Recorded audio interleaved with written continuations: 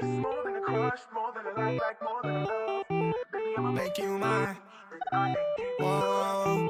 This is more than a crush, more than a like more than a love. Baby, I'ma make you mine. Whoa. This is more than a crush, more than a like paper, I need it. Ayy, shout out to Sebby, I need the green. That nigga cold, I'ma need me. Bad bitch like what I become, so she gon' eat the semen. Hey, hey, hey, let's get live on a Saturday night, nigga fidget like Keenan. Let's get live, fuck it on pie. Oh, she said that when she see me weak, she wanna fight.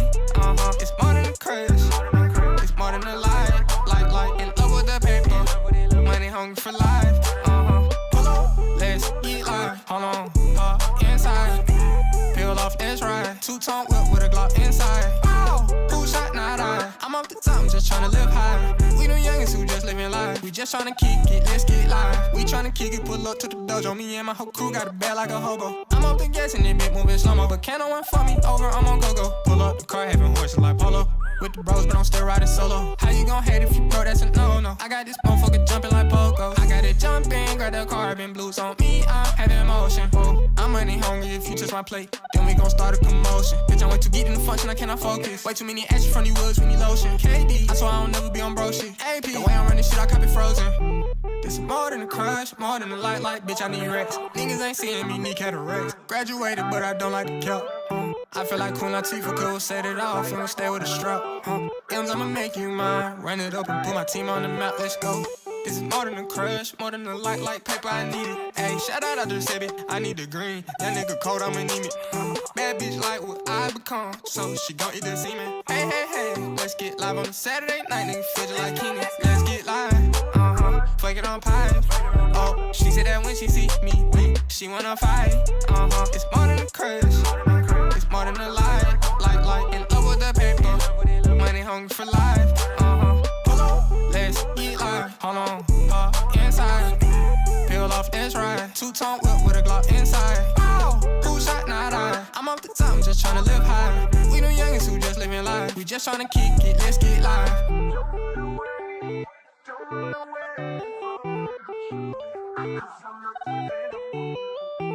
away, don't run away from the truth, 'cause I'm not giving up on you. Written in the back of my old diary, I gotta break sometime. It's underlined and red, scrawled across the screen beneath the spider ring. I gotta break sometime. I left it all unread. And the more I know, the less I seem to care. Weighted down by everything and falling through the air. And the more I hold, the less that I can bear. But hey, we all gotta break sometime. Cracked inside a kiln between the firing. We all gotta break sometime. You glazed it anyway. Screamed across the city from a windowsill. We all gotta break sometime. That's all you had to say. But the more I know, the less I seem to care. Weighted down by everything and falling through the air. And the more I hold, the less that I can bear. But hey, we all gotta break sometime.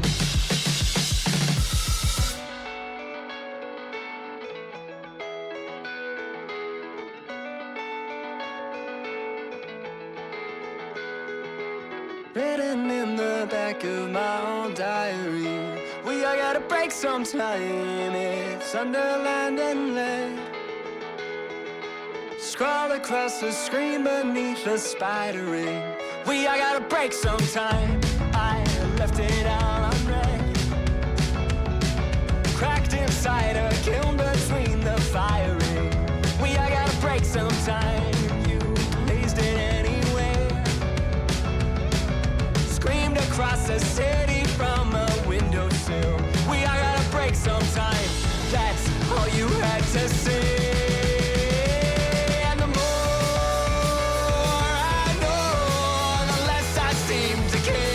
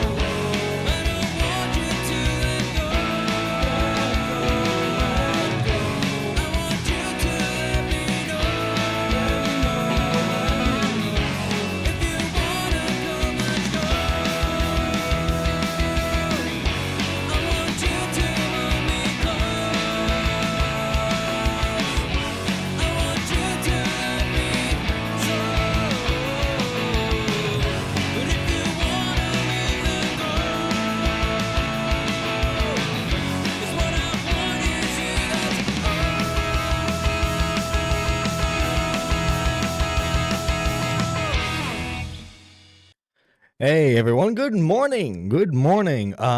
So before before we start the show, I do want to talk about something real quick. So what is it about like a couple days ago? Um I was on Mike's stream and I had made some jokes about some of the guests that K Huck was having on her show, and I believe hang on. I think we play the full clip on Peepaw's stream. But I had said that like she has she has retards on her stream, and that wasn't meant to be an insult towards K-Huck whatsoever. But she took it as that, and then like obviously like outside looking in, if you look at that clip, it does sound like I'm being aggressive, but it's like that wasn't my intention. But you know, we talked about it on Peepaw's stream, and then we had a conversation the night before that stream too, and I feel like we cleared the air. But I'm taking that as like a thing of having to readjust how I behave in even when I'm joking. Cause like there have been instances like privately where it's just like, you know, I act like an angry teenager, and I'm not a teenager anymore. I'm adulting now. Like I'm fully on my own now. I can't be acting like a fucking idiot kid anymore, you know? So like I would say this whole thing was kind of like a wake up call. Cause like I have hurt a lot of people that were close to me. And you know, that's kind of change, honestly. I have apologized to some people privately. And you know, it's it's just a wake up call. I'm hoping to show that I'm gonna be changing, you know, because it sucks. It sucks to fucking hurt your friends, whether it's intentional or not. And I'm moving forward. When I'm making jokes, I'm gonna try and make it painfully obvious it's a joke from now on. And two, like obviously, like if I'm feeling a certain way about something, I gotta make sure to conduct myself better. Because again, I can't be acting like a fucking impulsive teenager anymore. You know, that's time. The excusable time for that behavior is long past, and you know, changes gotta be made. But that being said, if you guys are interested in seeing the conversation, to see everything from like K-Husk's perspective and everything, go ahead and watch it on Peepaw's channel. What's funny is I was mainly making those jokes because of two people. One was because Himpleton, and the other was because of Miltown. And what's funny is like, okay, outside of like Miltown's debate he had with Sen, I'll be honest, I didn't really fucking know anything about the guy. I know he had the leaked conversation with Jar, but that was about it. And you know, we're in like the commentary hell group chat together, and you know, we kind of cleared the air there that like I don't have anything actually against him. And what's funny is, okay, so like, you know how on the side, like some of you may know this, on the side I have the Troublemakers podcast with Falgi and British Runner. Well, next episode you're gonna see Himpleton as a new permanent co-host for it. So funny how that turned out. And as far as like Milltown goes, I feel like my opinion has been slightly vindicated due to certain events that have happened with another person.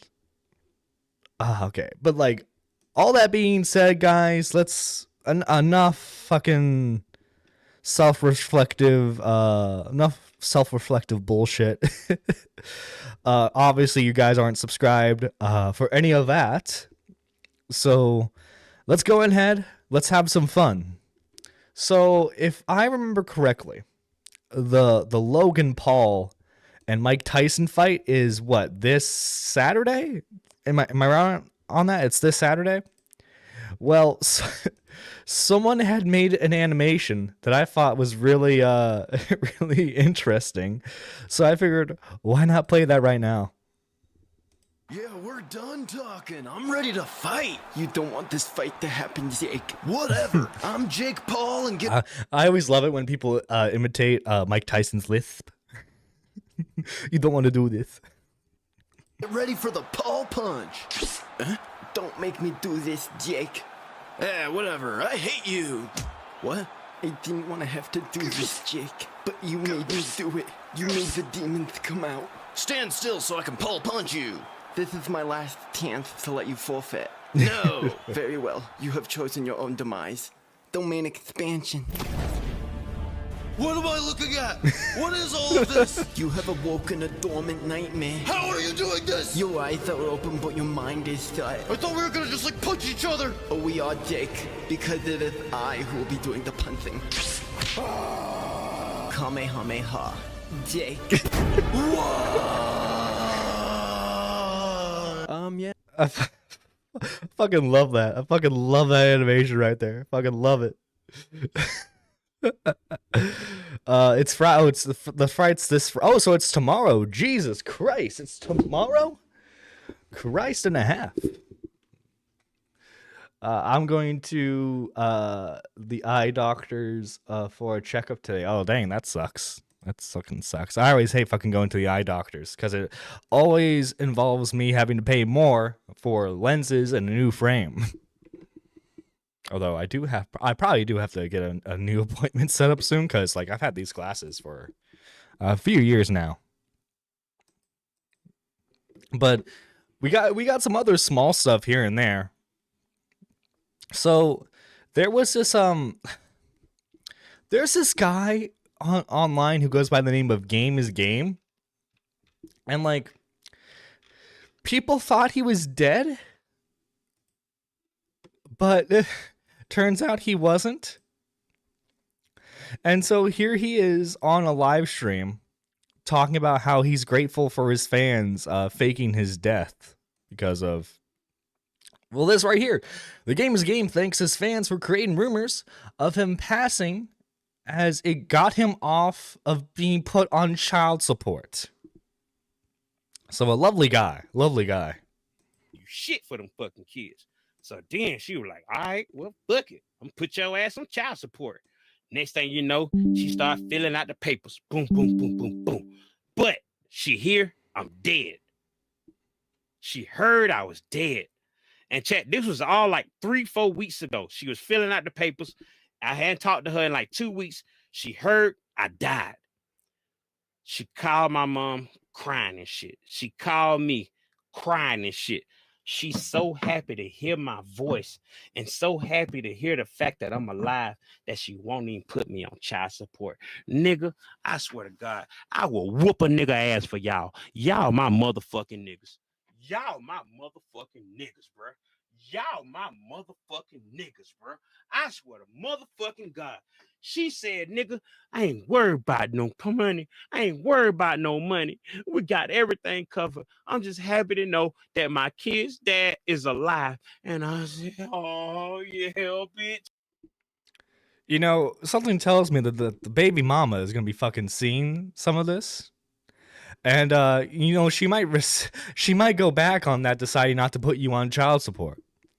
Oh, hey, speaking of the eye doctors, I need eye surgery in the future, but my dumbass watched a video on the surgery, which spooked me. Oh yeah. Never fucking watch like the details of a surgery you're about to have, because aren't there like some surgeries where they require to like break your fucking bones in order to like get inside of whatever they need to fucking do? Okay, that shit freaks me out. I haven't had to have surgery in a long time. But still, I ain't never going to what's the word I'm looking for? I'm never looking up what what surgeries I need to do, you know? I just like, okay, doc, just give me like the most painless way you can explain it, and then you know, I won't have to think about it later on. But no, there's more clips of this guy. If you have a daughter, I will become a pedophile, you bitch ass nigga. I'ma fuck the shit out your unborn daughter. I don't give a fuck how old she is. Your daughter will be the first bitch that I goddamn become a pedophile with. You motherfucking right. You and your 7-year-old daughter. I'ma slap that bitch and bend over and fuck the shit out your goddamn daughter. You pussy ass nigga. You wanna call me a pedophile? I'ma show you a pedophile, you bitch ass chubby face.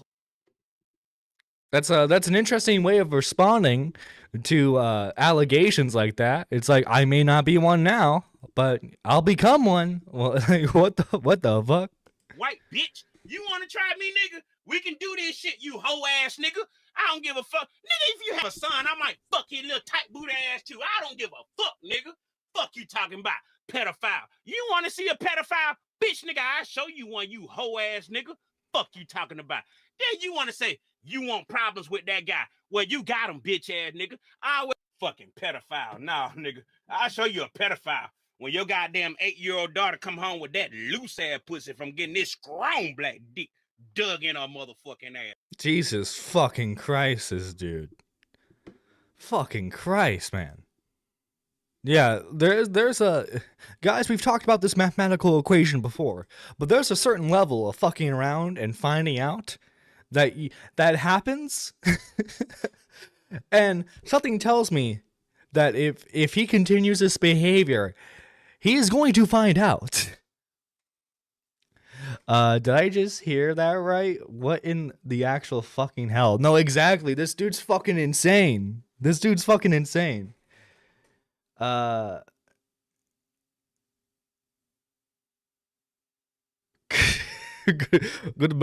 morning, Nerdy John. I have been trying to reach you concerning your home warranty. Do you have time to discuss it? You know what? If anyone wants to discuss home warranty, they can discuss it. They can discuss it with me in the Discord. It's like, fucking imagine ick. No, yeah, McMuffin. It's more than a fucking ick. Like, Jesus Christ, this guy's a fucking monster.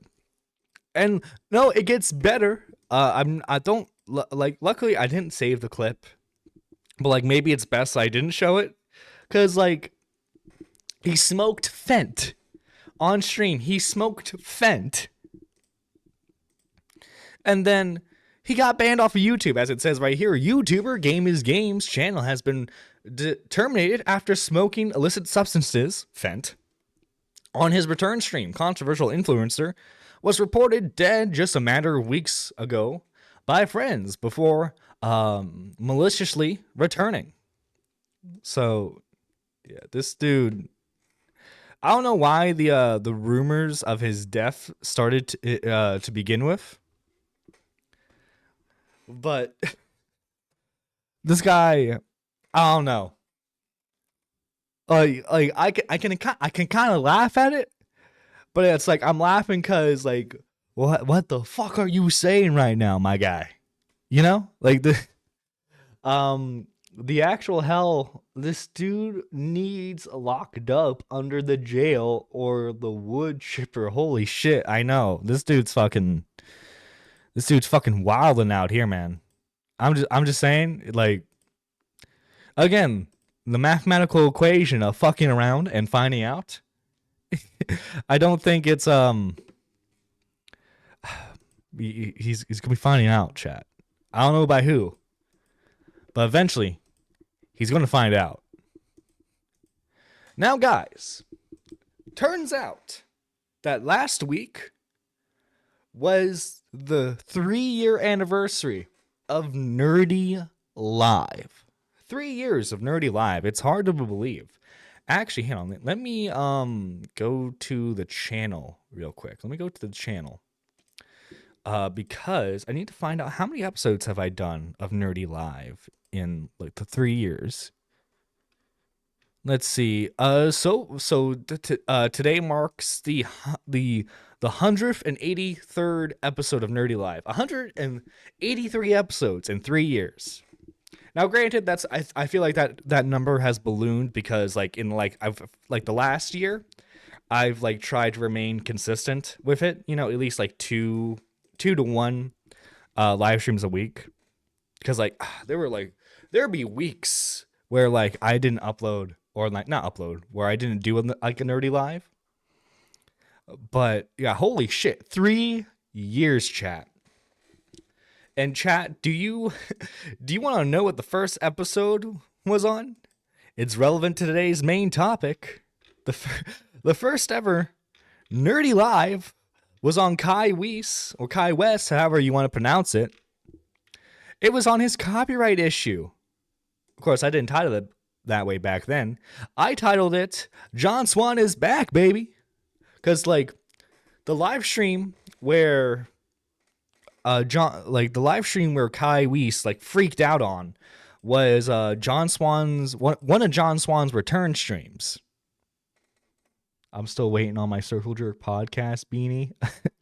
I know I am that's another criticism of me. Like in terms of like just content, I am terrible at making merch. I need to start doing that more. But yeah, guys, today we're talking about Kai Weiss yet again, so this is like his current channel.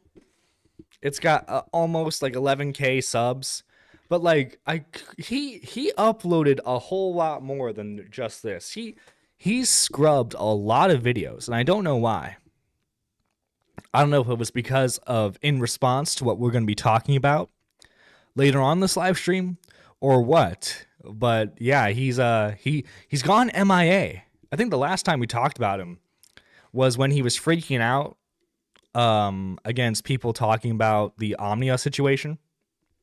But it's like, dude, okay, like you're literally having a domestic case online, bro. Like you're having a custody battle over a cat. Of course, people are going to talk about it, you know? But guys, okay, I feel like we need a little refresher on the drama. So I have 2 videos pulled up, both by Turkey Tom. And these videos, they're going to talk about the old drama, the copyright drama, and then the Omnia allegations. So strap in, boys and girls, because we're going to be relearning some of the drama. And for those of you who are brand new to the channel, you'll be learning about the drama for the first time. So let's dig into it. Hi, Akumu. Due to a copyright takedown notice that we received, we had to take down your video from YouTube. Now, some of you are probably aware, and some of you are probably very confused as to why my Kai video just vanished. Princess Kai fucking striked it. This nobody, less than 1K channel, less than 1K, pissed him off, made him so angry, he had to abuse copyright to take it down. You're a fucking idiot. Yeah, that's a good intro right there. Perfectly summarizes that. This needs. Because like, I guess like in the art commentary community, Kai was like semi known, because his girlfriend was Omnia, who was like a much larger creator than what he was. But literally, like in terms of like commentary, fucking no one knew about him. And then he pulled that shit, and it's and like that fucking alerted everyone. Needs to stop now.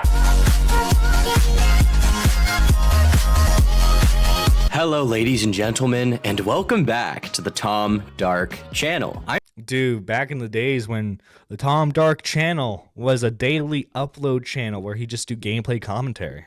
I'm your host, Tom Dark, and today I'm going to be talking about a situation that transpired on YouTube over the course of a very short amount of time, but despite how brief the actual drama was and has been, it resulted in the deletion of someone's channel pretty quickly. So without any more introduction, let's just get into what happened and why it's funny, interesting, etc. This is some really gay shit, so fair warning. So all of this starts with a creator named Kai Weiss. Kai Weiss has, or rather had, 18,000 subscribers. They are more in the art drama commentary community. I don't know what you would call it, but they make videos similar to Creepshow art. If you're familiar with the channel, Yeah, it's a fucking degenerate ass community right there. Holy, like, as we learned from the Lio Convoy drama and the Jar drama, like that community needs to stay far fucking away from what we're doing over here, because like, holy shit, some of those degenerates over there. One of them tried to threaten to sue me. channel, Omnia. Kai is her boyfriend, I believe, so make of that what you will, I guess. And so Kai had a growing audience based off of making videos about other creators and commentating on current YouTube events, right? Criticizing them, making fun of them, the typical things that a commentary channel does, nothing really out of the ordinary. And so, at one point, someone decided to make a video about Kai criticizing him. This is coming from a much smaller channel by the name of Akumu. This is a pretty run-of-the-mill thing to happen. Another our commentary guy. People make videos about each other all the time. It's not a big deal, right? This is just something that people do, especially if you're making a living, or especially if you're, trying to make a living from calling other people out. Eventually, you're going to get called out. It's just going to happen. Point your finger too many times, you're going to get a finger pointed at you. Whether it's justified or not is kind of irrelevant. You just have to accept that at some point, someone will make a video calling you a piece of shit and a bad person, and there's nothing you can really do about it. That's just part of the territory. Unfortunately, yeah, I feel like a lot of commentary creators don't understand this latter point,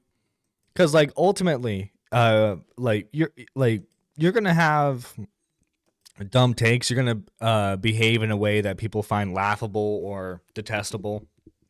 Also, like, eventually down the road, you kind of have to expect people to start making videos on you. That's just like the reality of being in this community.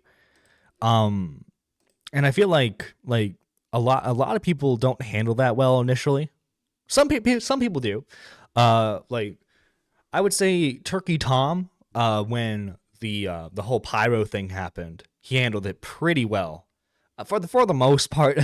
Afterwards, like in the moment, he didn't. But like, he realized that like if he just dwelled in that, he was never going to recover, and so he just kept on making content.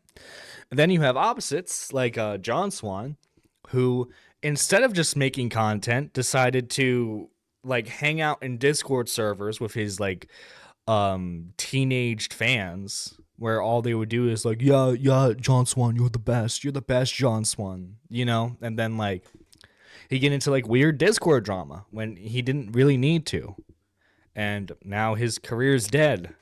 I don't even think he's really doing like the Patreon, like learning how to edit videos anymore. I mean, he might still be doing that, but like the problem is, like, as soon as you find out like the type of editing he's doing, you can look it all up on YouTube. I mean, how do you think he learned, right? But yeah, just moral of this part of the video is when you're being criticized over something, just handle it the best way you can.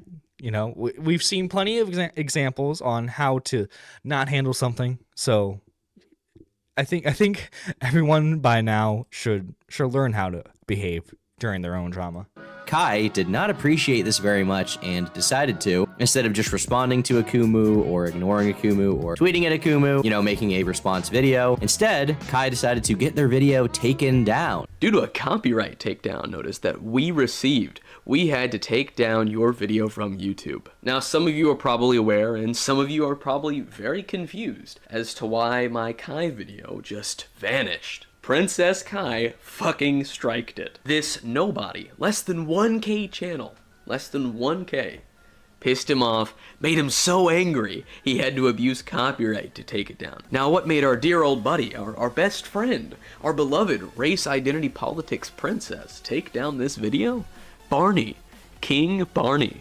The great voracious and gluttonous beast, out to satiate his hunger, the devourer of children. A Barney account said, Akumu told me to say hi. Did he really? I'll tell him hi too, in my own way. A fucking purple dinosaur was able to get Kai in his feels about me, like he was reminded of an ex. Listen, don't fucking mess with Barney the dinosaur, man. He's coming for all of us eventually. It's only a matter of time. I miss you too, Kai. I miss you too. Now, some of you may be wondering what the contents of this video that was taken down were exactly, right? What was in this video? Is there any possibility that this video about Kai was infringing on his copyright in any way? Well, after watching the video in question, which is 40 minutes long, I've come to the conclusion that Akumu did not infringe on Kai's copyright. He made a video responding to him in commentary form, right? He would play a clip from Kai and then he would talk about what he had just said in that clip, rinse and repeat until the video. So basically the standard commentary format. And oh my god, is this like a Mugen he's playing? Dude, I remember there was like there were a bunch of shitty Mugen games you could get on like the App Store. And like it would be like legit like this, like Kaneki from Tokyo Ghoul versus Yu-Gi-Oh. It was over. It was a very standard video. Dude, that reminds me, I gotta play Jump Force again. Yeah, it is a response video in nature, so obviously, you know, he has to use some of these clips, but it is transformative in nature, right? So people start questioning Kai like, hey man, why did you take down this video that was critical of you? You know, the video is obviously to us fair use. It seems that they were transforming your content. It's not a replacement. So you couldn't have taken the video down because of your own insecurity and hubris, right? You think you are legally in the right to remove this video. You think there's legal precedent. There's no way that you are knowingly abusing the copyright system, Kai, right?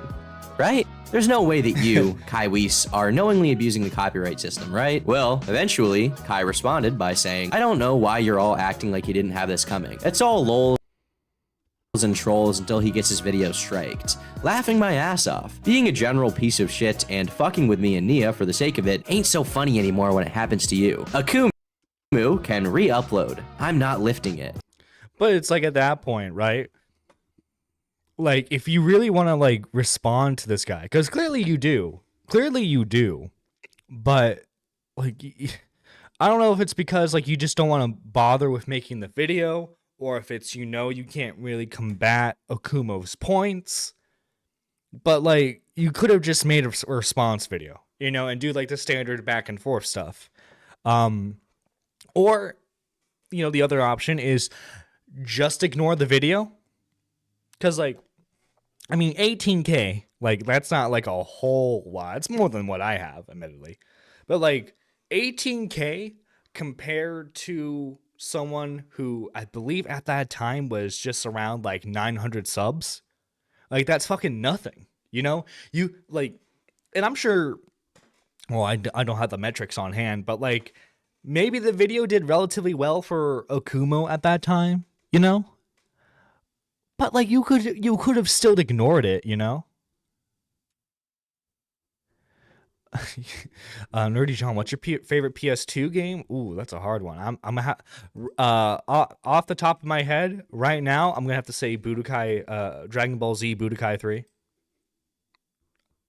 And when they say lifting it, they're referencing the strike. And so here, Kai Weiss is kind of perfectly outlining his intentions. He took the video down to fuck with Akumu. There's no conviction behind his words in terms of legality. He doesn't really care about that. He just thought that Akumu was fucking with him, and he thought, okay, the way to get back at him is to get the video taken down through YouTube's copyright system. Which, if you ask me, is bad. It's bad to abuse YouTube's copyright system for a personal squabble, especially being someone who is, once again, trying to prop yourself up as a credible source, as someone who, you know, should be respected, and someone who is critical of other people. You want to be seen as above these guys that you're criticizing, or at the very least, you want to be seen as reporting accurate information. And so when you do something like this, it calls into question your credibility. It makes people think, okay, maybe this guy, he's a bit off his rocker, perhaps he can't be trusted. And throughout the next few hours, Kai continued to tweet, as did Omnia on this subject, and this is the thing with Kai, is that, like, he makes, like, insane tweets. Like, he'll like spurg out on Twitter. And he's done this multiple times.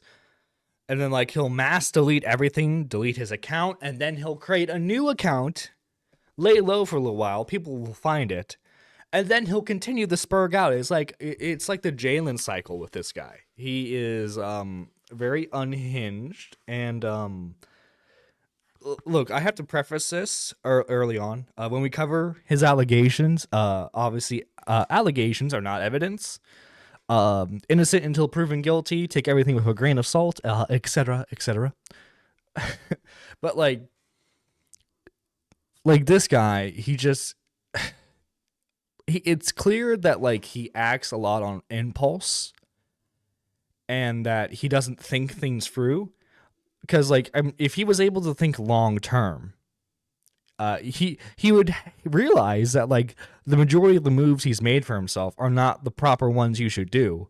But instead he just like goes on a fucking spree and then like cries and whines.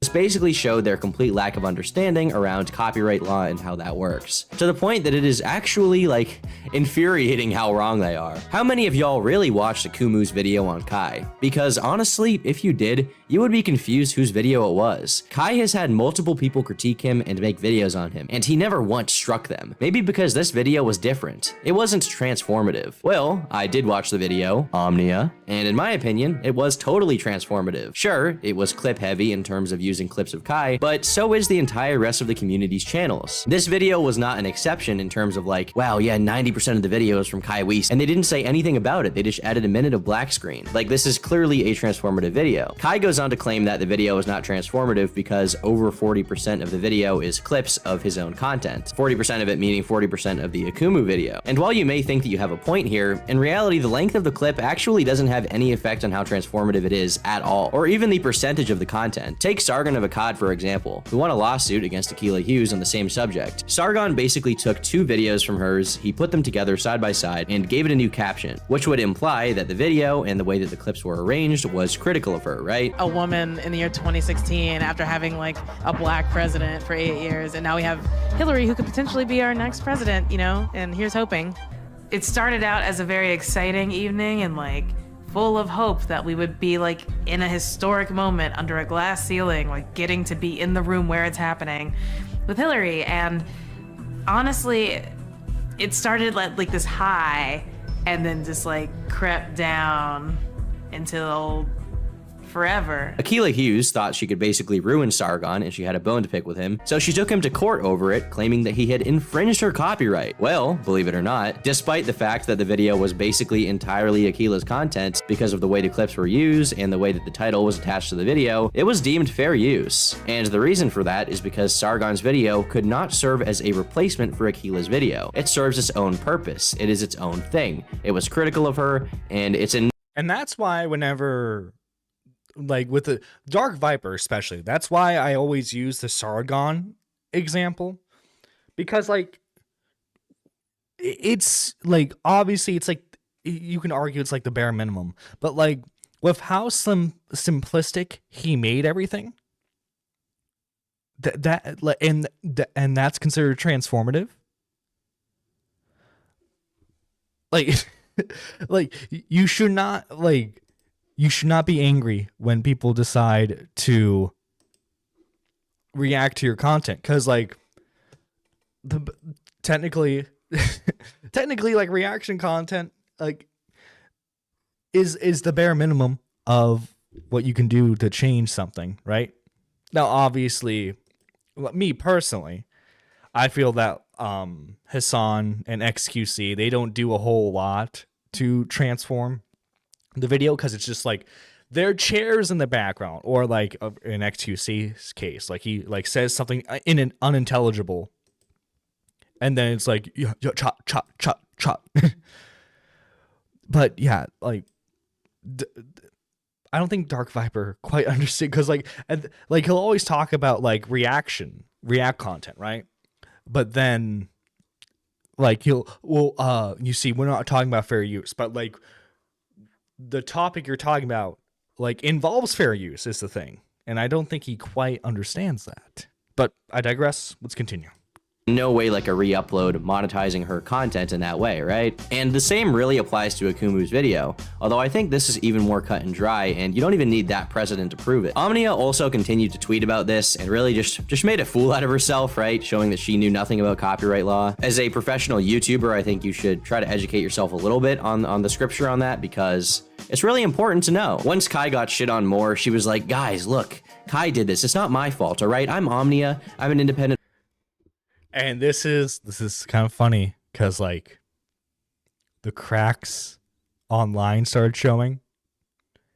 And like, granted, I don't know what kind of conversation they had with each other IRL about this, but I find this I find this part of the copyright drama very interesting, considering what happens next. Person, I'm my own person, and I'm staying out of this, which is just a cop-out because she was repeatedly defending his action on Twitter and siding with him, so of course she would be criticized for her take on that, right? If you defend someone doing something bad, you'll also be criticized, maybe not to the same extent, but you will be brought into the conversation, especially as a public figure. Looking at Kai's timeline is genuinely infuriating because of how brain dead he is and how condescending his tone is when talking about an issue that he knows fucking nothing about. And eventually, someone who does know a bit about copyright decided to fire up a stream talking about it, John Swan. And from this stream, we got some really great clips, particularly once Kai Weiss decided to hop on and talk to John. The first thing Kai asks when he gets on is why Omnia is in the thumbnail and description. My first thing is like, why is Omnia in the thumbnail and description? Because she involved herself with this, right? If a big content creator is talking about a situation, their faces and name are going to be in the title of the thumbnail, right? Like what was it? There was like a VTuber drama I remember Tom talking about like a month or two ago, and then he put in the title Asmongold or like WestJet, I think, because like they were talking about it both on their streams and on Twitter.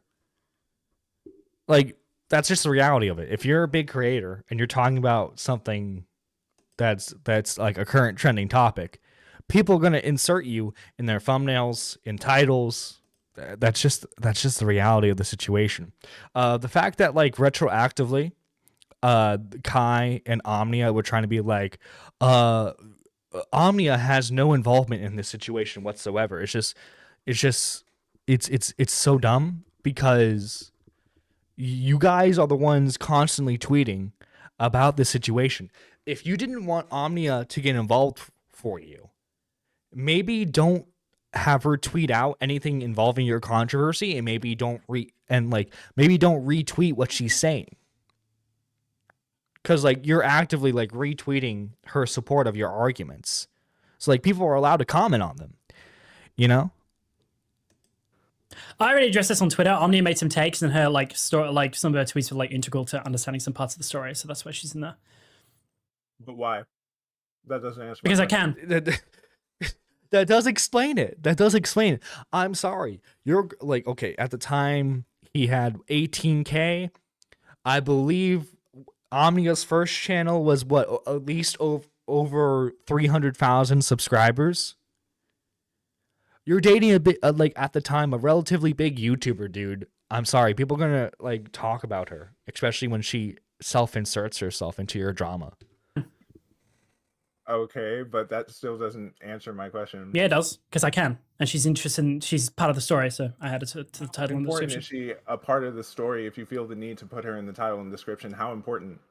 But she's made takes on the situation, so I think she could be criticized for those takes. Also, has no one ever heard of clickbait before? My guy, people are gonna clickbait it. I don't know what else to tell you. I was going to, because like Omnia's name, at least at the time, gets a lot more traction than your name. So I don't know what to tell you. Wait, but like, takes, John. There are plenty of people who made takes on the situation. Yeah, but she's a notable channel. She's a notable channel. Just so because she's a notable channel doesn't mean anything. Plenty of it does. notable it does. She has like when people listen to her takes, people use that with they view that with a lot more credibility as if it was someone else. Other channel. What other channel has commented on this drama? You have Scrimzox who came and commented on it. Yeah, but Oh, fucking Scrimzock, aka like Natty. Dude, that fucking Roblox degenerate. I'm glad they're out of this community, man. I am so happy that they are. he supported me. Like he's who else was it? Sister Zio talked about it. Yeah, There but are those plenty of people, other YouTubers those people that were talk all about right. it. Those people were correct. So I'm criticizing the people that are That's wrong. To you. Yeah, To you. To you. yeah. To you. They're To you. To you. correct to you. And this sort of leads me back to what Omnia was saying on Twitter. I feel like the reason why these comments in particular were made is because she's basically playing damage control, and apparently Kai is helping with that, being like, well, why is Omnia in the thumbnail? This is about me. When it's like, well, yeah, but Omnia is a big creator. She's heavily associated with you, and she made some very bad tweets about this, right? She had some poor takes, and so she's going to be included in the conversation. But when John tries to address it, Kai just kind of like plays dumb and completely misses the fucking point. And Kai thinks he has the upper hand, so he's like, John Swan, stop quacking, as if that's gonna help his case. Why would I talk about the people that are right? What? Hold on. Relax. Stop quacking, bro. Like, In retrospect, it's so funny to hear Kai try to say, "Hang on, buddy, relax there, buddy. You're the one in the wrong. You're the wrong." Or Jason Derulo stealing TikToks and putting them on his own original music. To basically, oh yeah, that whole thing was interesting. I think didn't Peepaw talk about that? I feel like him and Gigi talked about that at one point. tell me what makes these people right. Because I believe that they're correct. It would help. Why are they right? Because they support fair use. To you. If you like watch the rest of the video, it would help if you watch the stream because I go to all of this in the stream. Hold on, John, stop quacking, bro. Relax. Stop quacking. Like I said, okay, so you believe that they're right. So it's a matter of opinion.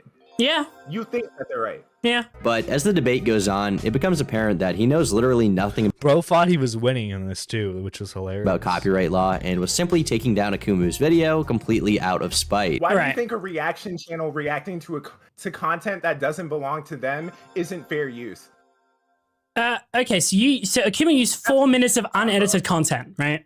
That's what you're saying. You didn't answer my question. I literally just asked you, John. Why do you think a reaction channel sitting there and looking at a video with absolutely no commentary is not fair use? Why is that not fair use? Because they're not adding anything to the video. Okay, just like Akumu didn't add anything to my content. Well, he So did. What the fuck are He you commented on your content afterwards. Okay, but yeah, because like you play the clip, you give your take on that section of the clip, you continue. That's the basis of a commentary format, you know? he didn't add any. So I can pause. If I react to a video, John, and I don't say anything throughout that video, and I pause it and say, wow, that was funny as shit. No, that's not how it works. He's done like... Okay, now I feel a bit targeted right here. I feel a bit targeted right now because that's essentially what I'm doing right now. All I'm saying is, look, Turkey Tom, listen. When you renew the Stop Gooner merch, I'll buy it. Okay, just don't copyright strike me right now. But there are ways as like a reaction type channel that you can add transformative content, whether it be live stream formats like this, or like how Ethan Klein did his reaction content back when he was uploading to his main channel. Because like Augie, when he was doing After Hours, that's a reaction channel format essentially, right? But he transforms the content with how he discusses everything, right? Because like realistically, if you're reacting to something, you want it to at least be like double, if not triple, the time. That's most ideal with it, because like then at that point, you know, you're adding a whole lot to. I mean, you give your opinion, explanation, etc. Yeah. But no, I'm making jokes. But there are ways that you can do reaction content and be transformative. It's just people like Hassan and XQC, they don't do that. They don't do that whatsoever, and it irritates me because like they put in no effort and they get millions of dollars. I listen. I need my slice of the cake. Extensive commentary on your video. Why did you use 4 minutes of Peach's video, completely unedited, in your video on Peaches? What do you mean completely? You used 4 unedited? minutes of completely unedited video. Hold on, John, because I'm not gonna let Here you it pull is. that bullshit. Here it I'm is. not gonna let you pull 4 that minutes, bullshit. mate. 4 minutes of completely Bro, look unedited at material. Oh my god, John, there's literally an overlay 4 clips. That is me adding. Okay, so to the Kai, content. let me go over. If you watch the stream, So if Akumo just added like a shitty VHS filter over it, he would have been completely fine, according to Kai right here. Kai, listen to me for 1 fucking second, okay? Oh my god, he's quacking. Holy He's quacking. shit! He's quacking, You just bro. keep He's on quacking. talking the whole fucking time. This is one of those scenarios where I don't even know why Kai decided to go on the stream if he knew literally nothing about the topic. Like, he didn't know what he was talking about at all. He looks like a complete fucking moron. And he really got kill-shotted for it. This isn't even a moment that's like, why would you debate John Swan? This is more of, why would you debate anyone on this subject when your knowledge of it is so limited and you are so emotionally invested in the topic? It's kind of a poisonous situation for anyone to go into, no matter the topic. After this happened, a lot of people were talking about the debate, and eventually, kind of out of nowhere, Kai just decided to wipe his entire internet presence. The channel is gone. He also got rid of his Twitter account, but came back yesterday briefly. And then deleted that Twitter account, came back, deleted that Twitter account, came back, and honestly, I don't know what he's at now. All I know is his last Twitter account he was using, he blocked me. To talk about it. He sort of half apologized and half didn't by saying, I just want to leave this Twitter up to let it be known I'm sorry. While I feel justified in the strike, I feel there are many other ways I could have handled it. I'm not trying to run from the situation, but the harassment has gotten to be a lot, and it kind of opened my eyes. Like, you know, I say it's a half apology because he kind of opens up with saying I'm sorry, and then goes on to, you know, not really be sorry for anything that happened. Firstly, you claim that you still feel justified in falsely striking someone's video when you are clearly proven to be completely unknowledgeable about fair use. And you then say that you are being harassed to basically play the victim. And your evidence for harassment at first is just like people fucking owning you on Twitter being like, get fucked. And even if you were actually harassed in any capacity, which does happen in situations like this, like these are random spurgs. Who the fuck are these people? Why do you care? You are a public figure. This is something that you should be able to deal with. This is a part of the internet. Just because you got fucking owned doesn't mean that you get to throw this really sad pity party because you got 10 DMs in an effort to get out of it. No one fucking cares. Like, this is the same shit that you would do to anyone else in this situation. You would quote tweet them and be like, get fucked, you got owned. You were doing the same thing to Akumu when you took down his video. You were like, get fucked, I fucking owned you. And now that you got someone else's dick slapped across your face, you're fucking crying about it. You are a commentary channel. You criticize people. The fact that your skin is this thin is really pathetic, and I think that you need to grow the fuck up. Honestly, if I was Kai, I would probably feel very embarrassed to even try to come back to the internet right now, especially at such like an early juncture in his career. Like at 18,000 subscribers, I feel like it's kind of a bad time to have your first like mental breakdown online and, you know, have that just mark your time on this site early on. If this was involving anything else, you might be fine just ignoring it and moving forward and trying to push past it, you know, maybe make an apology. But the fact that you like fake apologized 8 times and admitted to copyright abuse is really not something that people in the community typically let fly. You kind of showed yourself to be. And I think that shows because, like, again, he has this not that. Oh, did I delete?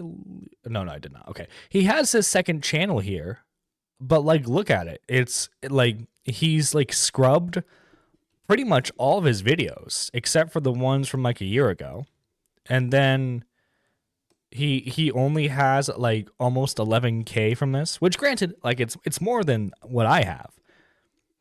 But he deleted his original channel and then had to build that all up from the again, and like he has less to show for it now. All of this could have been avoided.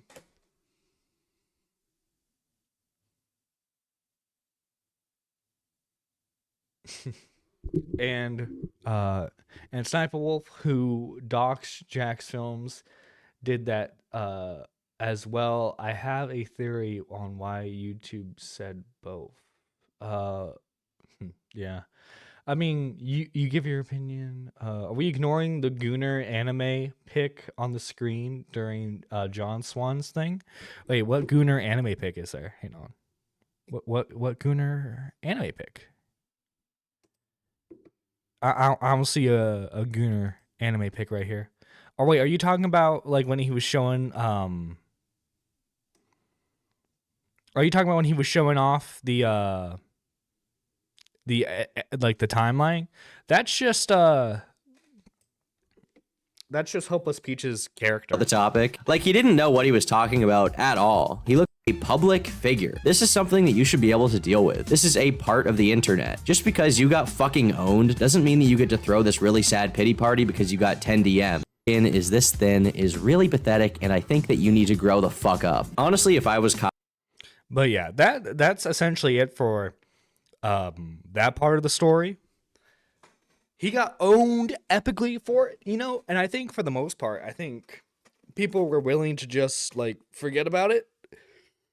Cause like he spurged out, and for the most part, everyone was just willing to let it pass at that point, right? So basically he sounds like he pulled a Logan Paul with his BS apology. Kinda. Yeah. But guys, okay, that's not it, because we have one more video to go over before we get properly into the allegations. And that is the Kai Weiss and Omnia allegations drama. Okay, the first abuse drama. Let's fucking go. Let's go, okay? This is gonna be awesome. It's gonna be lit. Hello, ladies and gentlemen, and welcome back to the Tom Dark channel. I am your host, Tom Dark, and in today's video, we have quite the story for you guys. The Tom Dark team has been hard at work gathering information about this, the Tom Dark news team, and the news is, well, it is shocking and it is surprising to say the least. Brace yourselves. So let's get into it. About a month ago, in early November, I posted a video titled Kai Weiss Criticism Not Welcome, where I talked about a YouTuber who had been involved in misuse of the copyright system to silence a critic. The individuals involved there, some names you may recognize, were Omnia and Kai Weiss, two people who were dating, and the latter of which had been the more egregious actor. Kai Weiss went on to debate John Swan and miserably lose in a debate about copyright. So these are both community people, right? They're somewhat prominent names in their own little art community. So I'm criticizing the people that are wrong. To you. Yeah.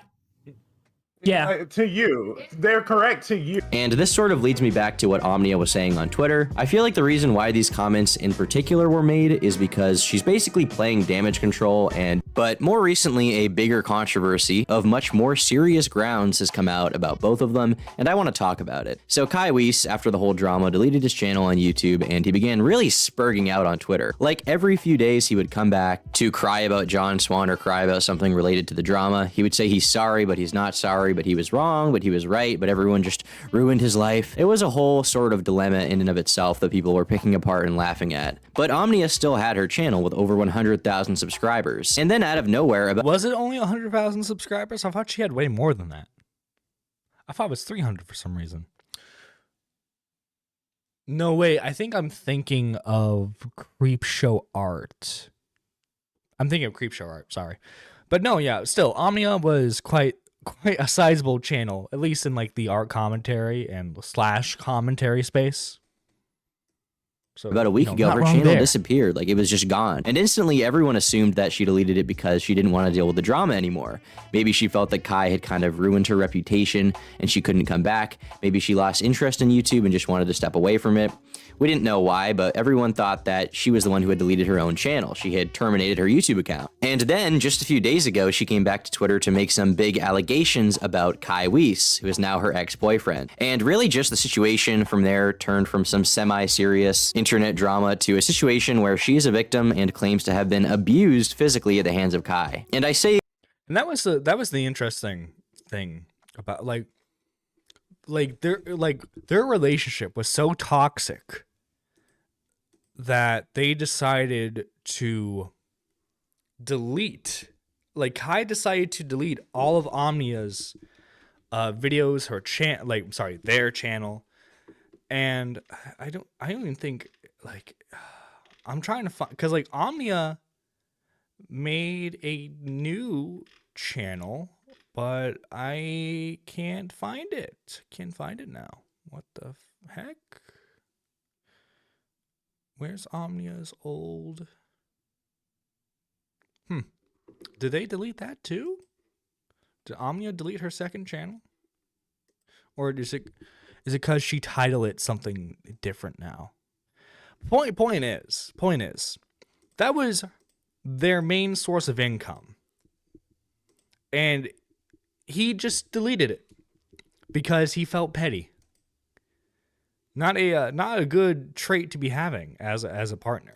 That she claims this because with ongoing allegations like this, I think it's important to refrain from making definitive statements unless we've seen real solid proof beyond any benefit of the doubt, or at least enough proof for me to consider like, okay, it's reasonable. If Kai goes to jail for domestic abuse or something like that, I guess I'll just believe her because he has been arrested, but it's not for like hitting her or anything. It's because he violated an emergency protective order that she filed with the police. And so none of Which I believe, to my knowledge, those are kind of like restraining orders. my unwillingness to completely say definitively that he did everything she accused him of is because I think Omnia is a liar. I haven't seen any evidence that she would lie. I haven't seen anything in the situation that leads me to think she's misleading people. It's more just to say that, I want to rely on the facts of the situation and what is being properly corroborated to a certain extent. So let's... Yeah, and like, what I remember, I think Tom might get into this later on in the video, but like, what I came out of this drama was that Kai was not able to vindicate himself whatsoever. All he was able to do was just show that Omnia was toxic in their own right. And like, it turned out to be a really abusive relationship on both ends. Thank you, Teaching Turtles. Thank you so much. Let me copy that. Thank you. Let me look up her nude channel, see where it's at now. Why is it not popping up? Why is it not popping up? Oh, wait, hang on. Forgot the eye. Okay, that's so weird. I typed in, her channel name is technically Omnia. Hi, editing. Let's see. She's only, I'm sorry. They have only gotten 17K. And they haven't uploaded in 7 months. Wow. That's sad to see. Like, listen, whether or not I agree with how they conduct themselves in terms of content or their arguments on certain things, it does suck to see another creator lose their platform. And I don't know. Maybe I think it was probably the case of like the channel got deleted. I think she probably was very disheartened by the fact, and then like obviously the whole drama in of itself. So I mean that really sucks to see. But I digress. Let's continue onward, shall we? Continue onward.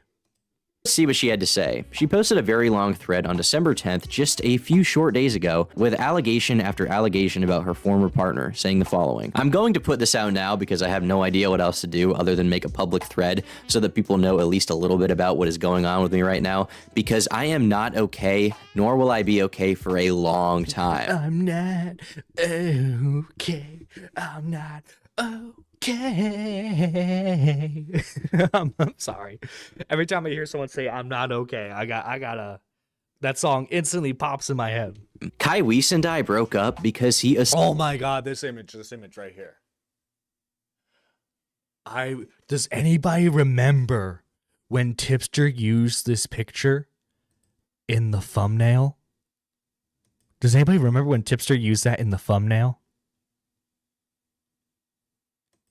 Like,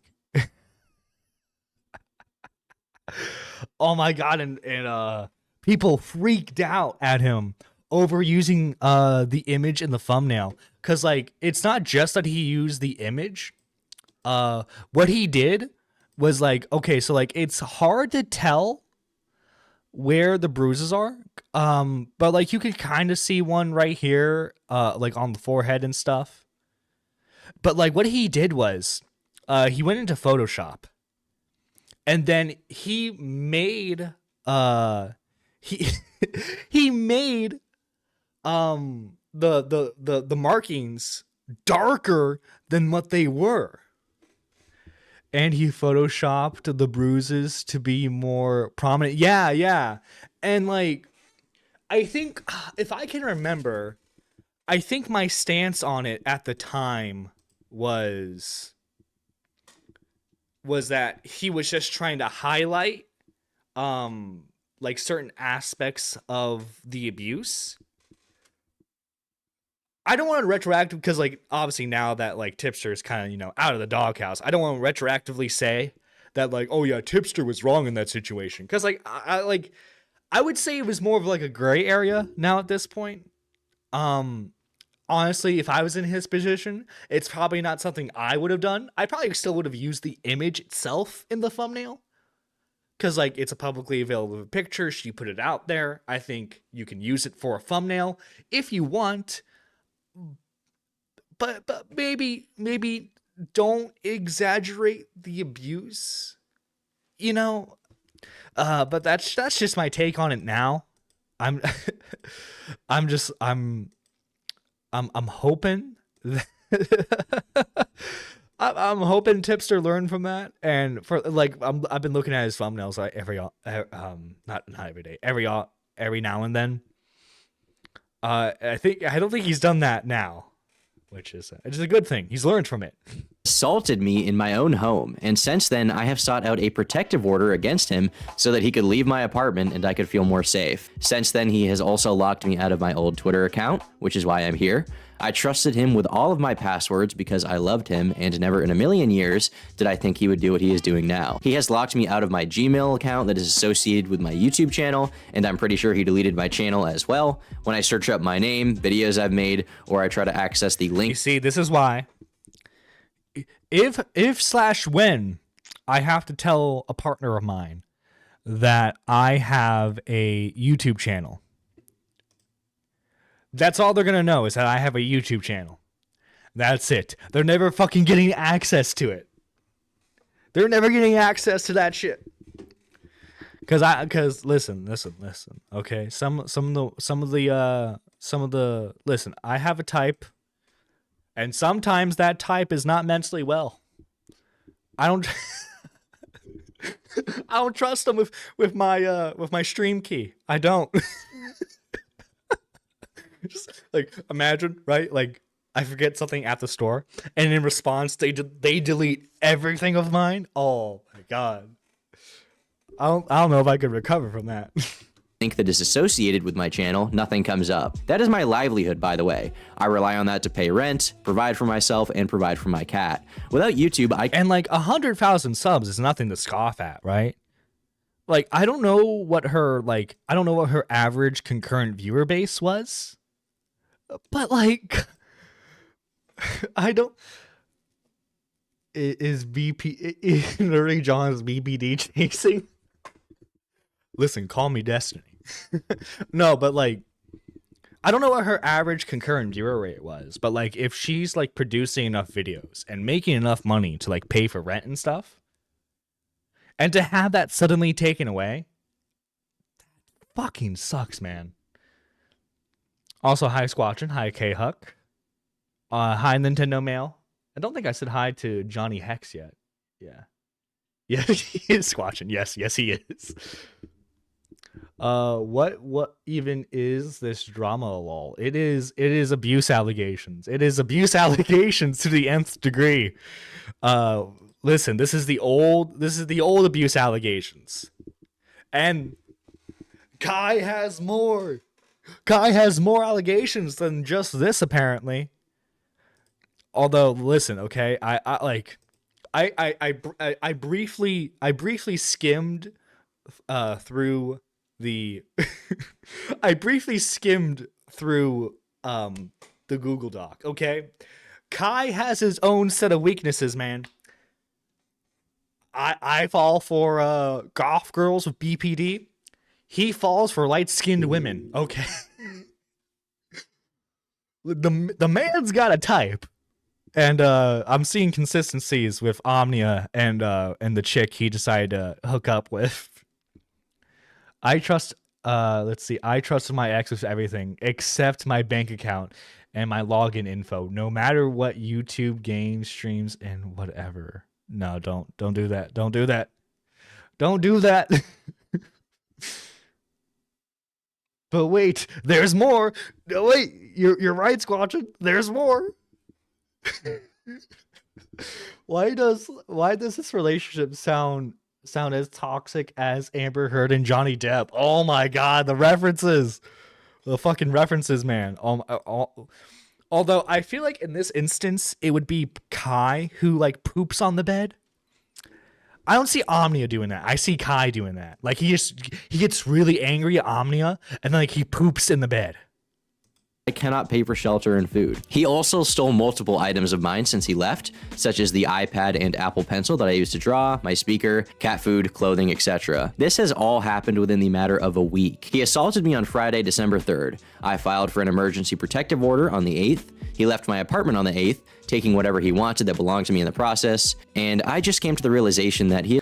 Oh yeah, I think like there was not only was there a custody battle over like the cat, I think they were having like a full-on like legal battle over who got to have the Switch. They were fighting about who got the Nintendo Switch. Which I mean, look, if you want to play Nintendo Switch that badly, maybe get a Switch Lite. That's all I'm saying, man. I've just read half of the doc. It opens with she lied about her age. I facepalmed as soon as I read that. No, I did see that part. Yeah. Why can't people have normal types like me, redheaded or Asian? And not nose ring Twitter artists, BPD Minecraft girls, LMAO. Listen. Okay. Listen, gotcha simp. You fucking say that. But then as soon as the tattooed nose ring girl gets into your DMs, I want to see how you react, buddy. Okay, I want to see how you fucking react. Cause listen.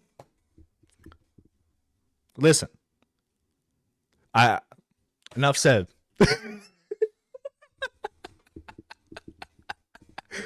Listen, okay?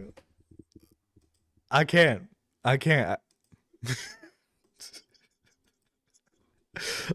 Let's try and get into the actual video now. Holy shit. He has locked me out of my own Gmail and Twitter, deleted my YouTube channel, and I'm just sitting here wondering what I did to deserve any of this. I don't know who is going to read this, if anyone is going to read this, if it even matters. If Kai is going to try and find out the password to this account and silence me, I don't know. I genuinely don't know anymore. I don't know what I can do, but I figured I ought to try. If you're a viewer/creator who has talked to me, knows of me, has heard of me, or in any way wishes to help me get the word out and figure out what to do next, I would be endlessly appreciative. I have never been in a worse situation in my life, and I really need support. So, wow. Yeah, definitely some very heavy stuff. Holy shit. Quite the read indeed. And as soon as this thread came out, it basically became the talk of the town. Everyone wanted to discuss the situation. People like Tipster and John Swan immediately tweeted out their full-on support for her and basically just took all these allegations as fact. They were like, wow, it's so crazy that Kai beat her, which is something that I wish didn't happen. So in retrospective, I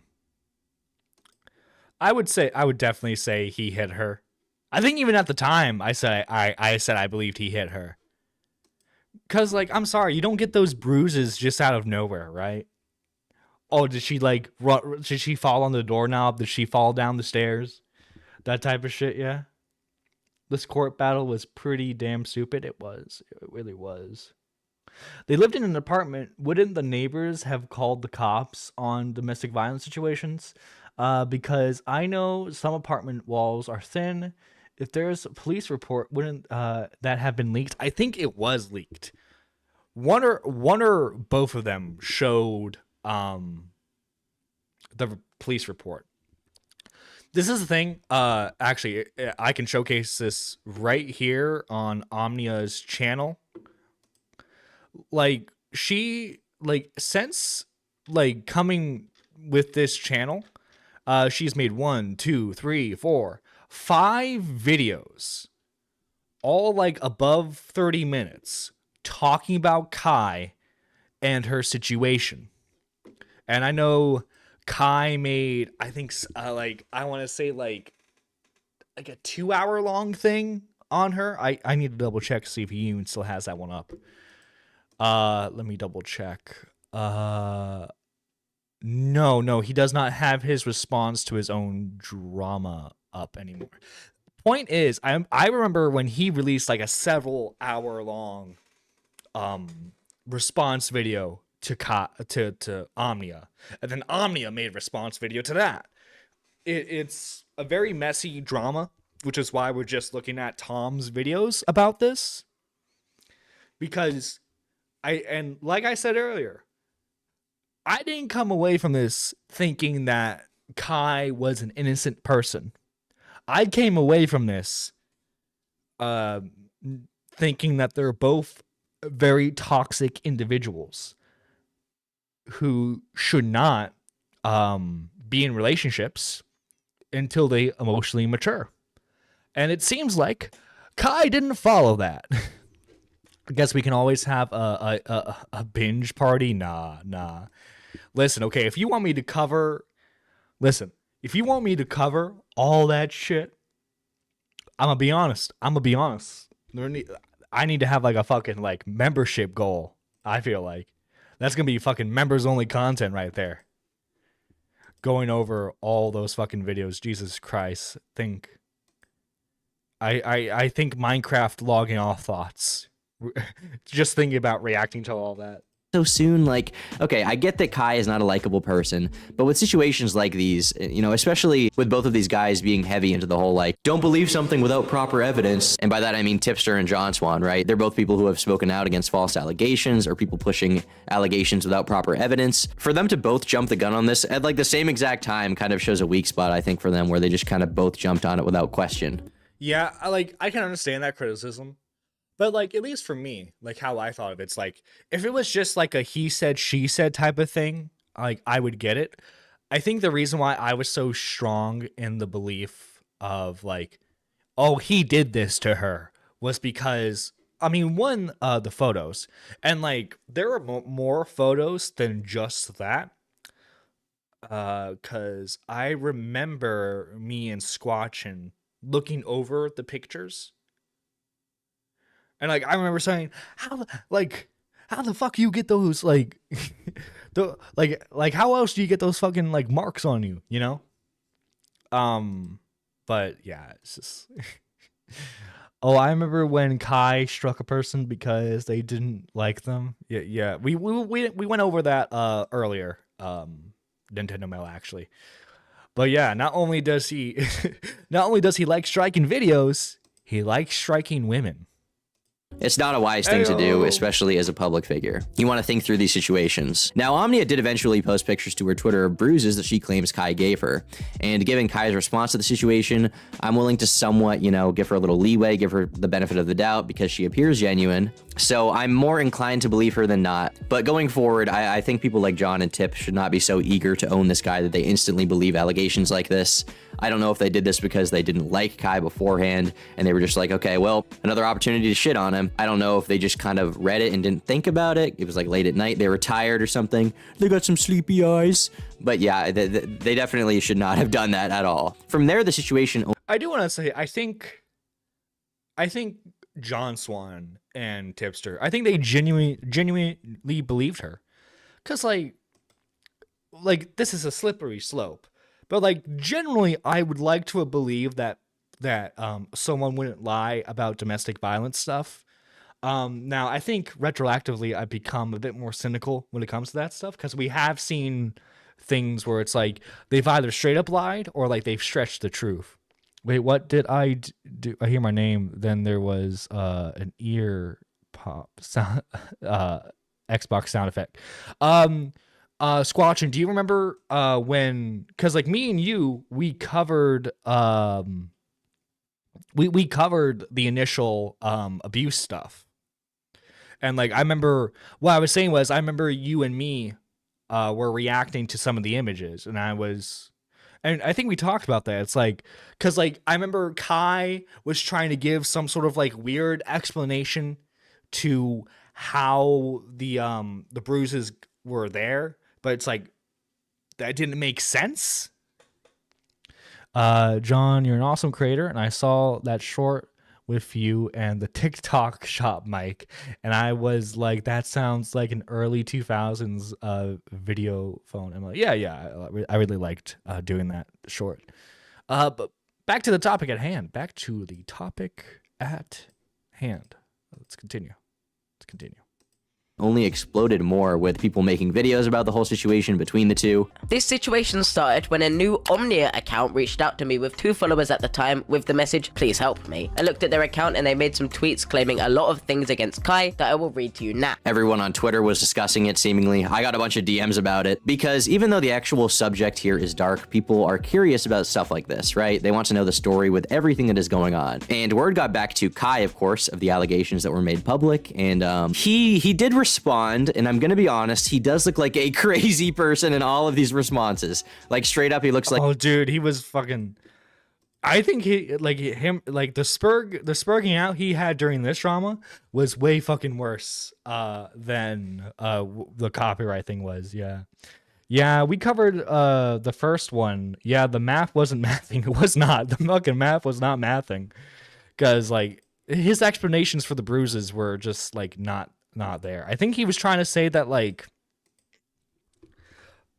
oh, yeah, that's right. I think it was like he was trying to say that she attacked him first, and like those bruises were only like defensive bruises. Because like I think he didn't say that he hit her. I think he said that he like slapped her away or something like that, right? But it's like I don't know. I'm not a domestic violence expert, obviously, but like the way the bruises were, it didn't like match up with like a slap. It's like a maniac. Even more than before, though, if you can believe that. Like, he has really lost his marbles with this one. So I'm gonna read through all of it now. Omnia and I broke up 100%, but the damage done to her was damage done in self-defense. Falsely accusing your ex who did everything for you of assault is ridiculous. I don't know, like, from the bruises she had, I feel like she can't really be a victim of self-defense there. Unless there's some reality where, like, she was holding a— that was it. Yeah. It was— gun to your face, and she, I don't know, somehow didn't fire it when you approached her or something, and then like you beat the shit out of her so that she wouldn't shoot you. I don't really know. Like this doesn't make sense to me. I'm trying to envision some scenario where this could possibly be the case, but it just doesn't seem that way. I wasn't there, so I can't know, but she doesn't seem particularly physically intimidating. It kind of looks like you went sicko mode on her, man. Before Omnia thought it would be best to report a young black man to the police, she has been sending me links for things she wanted. By the way, like, I hate that, like, even in this instance, he's using the race card. I always hated that. It's like, wait, but like, okay, from my knowledge, Omnia is black and Arab. She's 2 minority groups, technically. It's like if we're playing like victim mentality bullshit, I would say she has more legitimacy than you do. They were adding 5 and 9 and getting apples. yeah, they were. Honestly, I can say it looked like he was basically almost Chris Browned her. Yikes, yeah. It was a really bad situation. And I'm glad hopefully she's in a better place now. I hope so. Kai clearly isn't. Wanted me to pay for, all while planning on filing a protective order on me. Why does it always have to be about race with this guy? Is that like his only personality trait? Is that the only thing he can think of? A young black man. Bro, who gives a shit? Did you think that you acknowledging the fact that you are black would make everyone be like, oh damn, fuck. Well, all right, you know? I mean, Omnia's black too. I thought he was a bad guy, but now I realize, I mean, Jesus, he is black. How can I condemn this guy? He's right. It's a listen. As a young black man, okay, I've been falsely accused. Oh, he pulled the card. Holy shit! Yeah, he did. He did, my guy. He really did, and it did not work to his benefit whatsoever. He's black, so, I mean, it's fine now. And also, I think that, like, you know, she can ask you to pay for things while also filing a protective order. You set these things up side by side as if they contradict each other, but they really don't at all. She could have wanted you to stay away from her because she feared for her physical safety, and she could have also wanted you to pay for some things that you didn't pay for. These aren't opposing, like, things. On the day she went to the police, she took the $400 Apple Watch that I paid for and... Not the $400 Apple Watch. Lied about being at the location she was at. The phone number that she used to call the police is the cell phone line that I am paying for.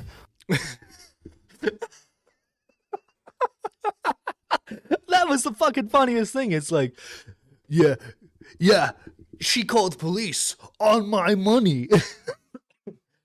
Like, the Kai is not an intelligent individual, as like all the drama he's been has shown. He is a very what's a nice way of putting this? He's a very special individual. All of the cat food and everything I took from the apartment were items I paid for. And unfortunately, the $180 AirPods I bought as well as the Apple Watch she is using to this day are still there. And I have to buy a replacement because she will not return them. It feels so weird reading this that he barely talked about the whole situation of him supposedly, like, you know. Yeah, he doesn't talk about like the actual like situation itself. He's like, and she owes me this, she owes me this. Like, really focusing on that money. Hitting her, get your bag, King. Using her physically. He just kind of skimmed over that and was like, well, she owes me money. I spent a lot of money on her. Don't you want to dispel like the clearly worse thing first? I ain't saying she's a gold digger, but I ain't seeing no messing with no broke. It seems a lot more egregious. Seems a lot more of a pressing matter than he took some of my stuff. I feel like that happens in every like couple breakup where they move out. I feel like the thing you really want to address is, oh, dude, when I was having a breakup, funny enough, she had left her Apple Watch here.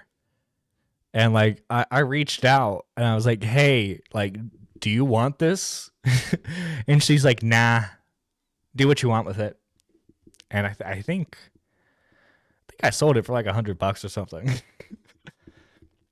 I'm so sick of hearing the name Kai from this dude so constantly, seeing articles written about Kai Sanat. Oh yeah. Well, dude, I can't fucking pronounce his new name. How the fuck do you pronounce that? Hang on. Let me show it on screen. How the fuck do you pronounce that? Zay? Is that how you pronounce it? Is he Zay now? Is he Prince Zay? Zay Zems? Is he is he a fucking like neo pronoun shit? What the fuck, you know?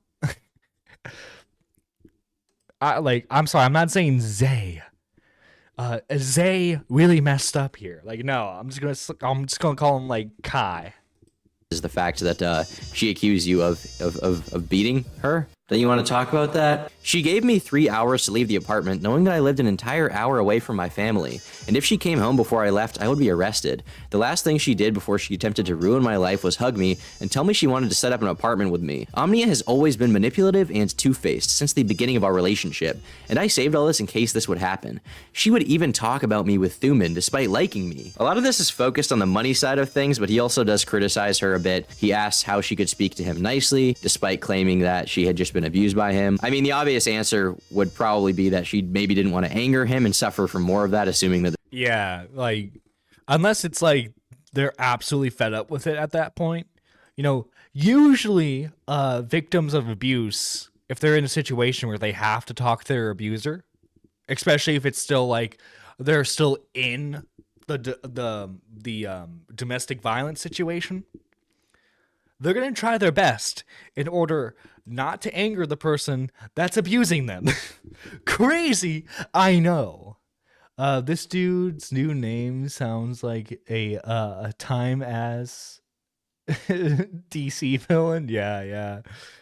The new Superman villain, Zay. this was happening. This isn't a crazy thing to like conjure up. It doesn't take a mad scientist to think of this. Any average person can think of any possible alternative to your explanation to this question you posed. It's like, oh, how could this happen? Well, there are a million ways it could happen. He said that the relationship ruined his mental health. He brings up the drama and says that she's the reason that he got the video taken down, which directly contradicts what he claimed before. So obviously, like no one's gonna believe him on this. He said that he contacted the bank to get paid back for the money he spent on her, which was very funny to see because like that's not how banks work. You can't get refunded because you regret spending money on your ex-girlfriend. The guy seems to have a fundamental misunderstanding of consequences and like cause and effect, which is very weird because I don't think he's super young. He's in his 20s. I guess we could kind of tell that before, right? But from all of these tweets, I feel like I am peering into the psyche of someone who is mentally 5 years old. He also denies the allegation of the channel deletion, ending by saying, Nia also thought it would be a fantastic idea to brag about the matter to her friends IRL, thinking she really got me good. But now I'm to blame for your channel being gone, and because you can't get into your Twitter, I'm done taking the fall for you, Nia. Fuck off. I don't know. And he did delete that channel, by the way. He did. He did. Why she would mention like the channel deletion thing is some kind of lie if he already like hit her, right? Or if she was claiming that he hit her. Like, I feel like the channel deletion thing is bad, but it doesn't necessarily make the physical abuse allegation worse, right? He frames this as if, like, you know, someone was trying to falsely accuse someone of something, and they're like, oh, he beat me, and he deleted my YouTube channel. Like, then those are not comparable. One would not make the other much worse. He goes on to make a bunch of other accusations like that she was stalking another YouTuber named Hopeless Peaches. His evidence Oh god, I remember this artwork. Yeah, of which is this very weird artwork that he claims she drew of Hopeless Peaches' character. I have this censored even though there's no direct nudity because it's just really weird to look at. I really don't like this. And I don't know, Hopeless Peaches, like as revealed with like the Lio drama, has been revealed to be just as weird. I like the art commentary people have very toxic relationships, not just with their partners, but like in general. Like, it's not a healthy community to foster any friendships, because like they view a lot of shit as like you slight them in like any minor way whatsoever, and like they become enemies for life. It's very weird over there. And honestly, like I am super happy that I'm glad that we have artists in the commentary community, but like I'm glad for the most part they aren't art commentary people. You catch my drift? Image, it really gives me the heebie-jeebies, makes my skin crawl. After people asked some more questions, he claims that he never deleted the channel. He says he was never an abuser and simply defended himself to get his things back. There are so many fucking tweets that I could read about this shit. Like, I'm not Bo Blacks, I'm not trying to torture myself like that. Go search for the rest on Twitter if you want to read all of them, but I just can't be fucked, okay? There's too many. I don't like this guy. But the most recent update from Omnia was her claiming that he violated the protective order she had filed with the police, and as a result, he was arrested. Wait, hold on, we're just getting some breaking news on the air. According to chat, Omnia has said that Kai was arrested for breaking the protection order. On Twitter? According to chat, let me check if she said that. According to chat. No, she said that 4 minutes ago. Omnia on her official account, Nia XMINI, whatever the fuck that is. He got arrested for violating my protective order. Good night. 92 likes, 13 quote tweets, 20 retweets. It looks official. That's terrible, true. No, it's good. I hope. Yeah, I know. Terrible for her that's happening. Because I don't know what that means if he showed up. No, but like that means because she can't fucking get him arrested because of his tweets, right? So obviously, like something physically had to happen. Or am I wrong? Or a protective order can mean that he either showed up. It can mean that maybe he refused to return some of her things. Maybe that might be part of a protective order. I think what happened was he went to the apartment. If I'm remembering this correctly, I believe he went to the apartment. Which, my guy. Why did you do that? Why did you think that was a smart thing to do?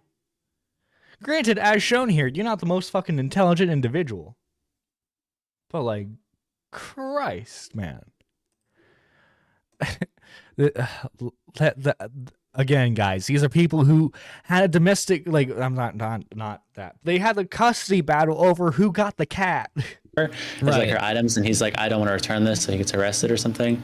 It can mean multiple things. Maybe that he contacted her. Sometimes even just contacting someone is enough to get you arrested over a protective order. If he just even like called her, If he's truly an abuser, normally it's very hard for abusers to not violate a protection order. They have a natural need for control. So at the very least, if there was some danger with her, then it's good to hear that that's pretty much neutralized. Overall, this entire thing kind of came out of nowhere. I've seen some people saying that they could have predicted it, right? They say things to the effect of, oh, well, I totally could tell that something like this could happen. It was so...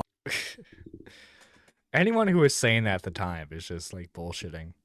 Like legit, like I think I made the joke earlier, but like I didn't expect him to go from striking channels to striking his girlfriend. Like those are two the difference between those two actions is very extreme. Obvious because of the drama. No, you didn't. Shut up. Some drama about copyright infringement on YouTube between art community losers has nothing to do with this, and you had no prediction that any of this could happen. Go back inside of whatever strange wet hole you just crawled out of. It's really an ongoing story, so we'll have to see what happens as more information comes out from probably both sides. For now, it seems like everyone is just kind of taking Omnia's side, and I will say, you know, in terms of like being a publicist, Omnia is a lot more talented than Kai. Kai is not very good at it at all. If he's looking to maintain any composure in the public eye or look like someone who can keep his story straight, he's not doing a very good job of that right now. For the more damning allegations, I know that some people are citing the bruises that she showed in images on Twitter as direct proof, and I guess you can believe that if you want. I'm not going to necessarily begrudge you for that. And I have no reason to accuse her of bruising herself or faking anything, really. Because, as I said earlier, like, she seems relatively consistent throughout the whole thing. But I will say that instead of jumping the gun and condemning Kai right away, I think everyone should take a little bit of a step back. Even though everyone seems eager to just write him off, give him a little bit of time to hopefully get a better statement out there. There have been situations in the past where people are falsely accused. There have been situations where some allegations are exaggerated, and the person on the receiving end was not good at outlining their thoughts and what happened to them at all. And as a result, they get shit on, when in reality, they could have been right. And I'm not saying... Yeah, and we have to keep that in mind, especially for this drama. Like, the new stuff we're going to be talking about shortly. Because, again, these could be fabricated. We haven't at least from what I've heard, we haven't heard Kai's side of this story yet, and at least for now, we kind of have to remain somewhat neutral. But yeah, that was his initial his domestic violence allegations drama, and dude, that was a time. That was a time to cover. I was living in the dorm when all that was going down. Well, wow, how things have changed. But guys, okay? Now, we've entered this part of the stream. We're going to be going over the Google Doc. So, guys, get a beverage of your choice, because this, how many, hang on, let me double check. How many pages is this doc? It is, it won't show. It won't show. It doesn't look that long, at least. Oh my god, they got timestamps and everything for this shit. This might be longer. This might be a longer stream than I initially thought. Okay. So what we're gonna do is I'm going to get some water. Unironically, real quick, I'm gonna play some intermediary music, and then we'll continue. Let me find something real quick. Mike the Bike song, perhaps. No, wait, no. Good Kid. They always got something good. They always got something decent.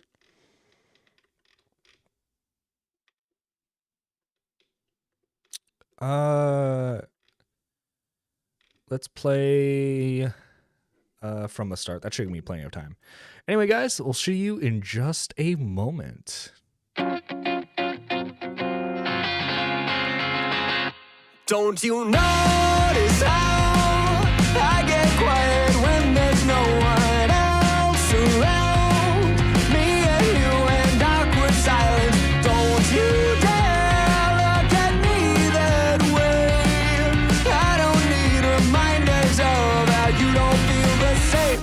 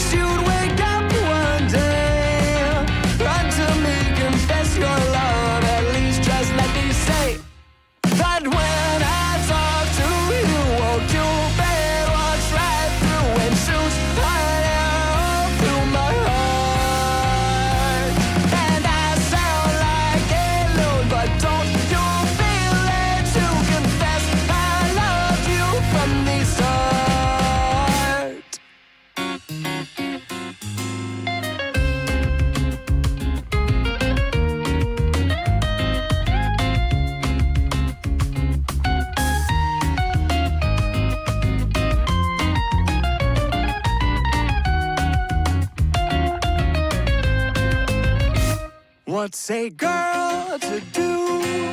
Lying on my bed staring into the blue. Unrequited, terrifying. Love is driving me a bit insane. Have to get this off my chest. I'm telling you today that when I talk to you, won't you better try through and shoot right out through my heart. And I sound like a loon, but don't you feel it to confess I love you from the start. Confess I loved you, just thinking of you. You know I've loved you from the start. All right, guys, we're back. We're back.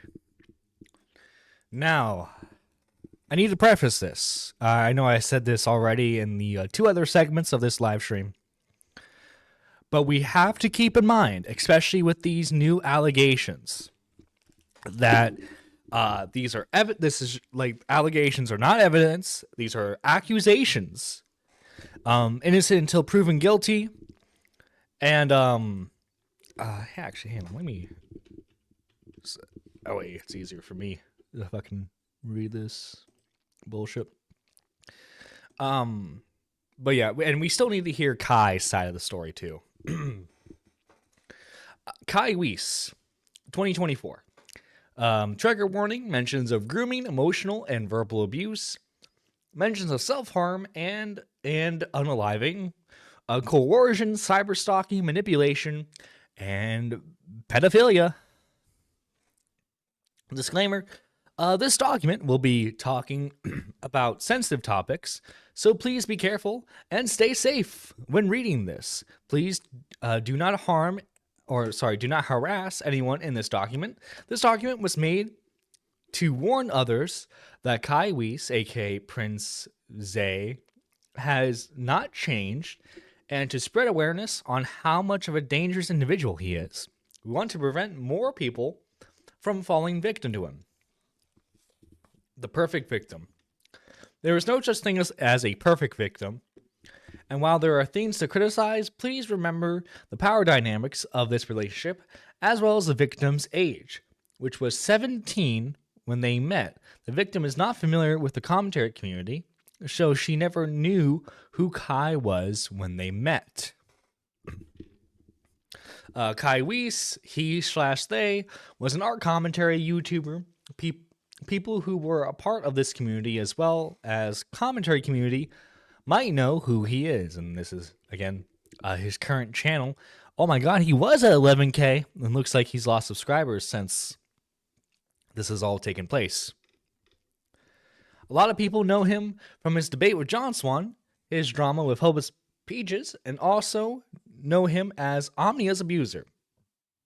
If you don't know who Kai is, there are several videos on YouTube about him. And, you can watch those from me. Dre. I'm going to assume that's Dre. Dre is a victim who dated Kai from January to April.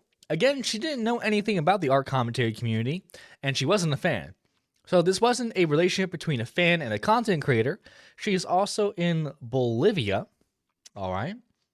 And this was an online relationship. They never met up, but she was born in the U.S. and was staying there for a while as she has family in both countries. Kai knows this. She was also still in high school, and Kai knew this as well.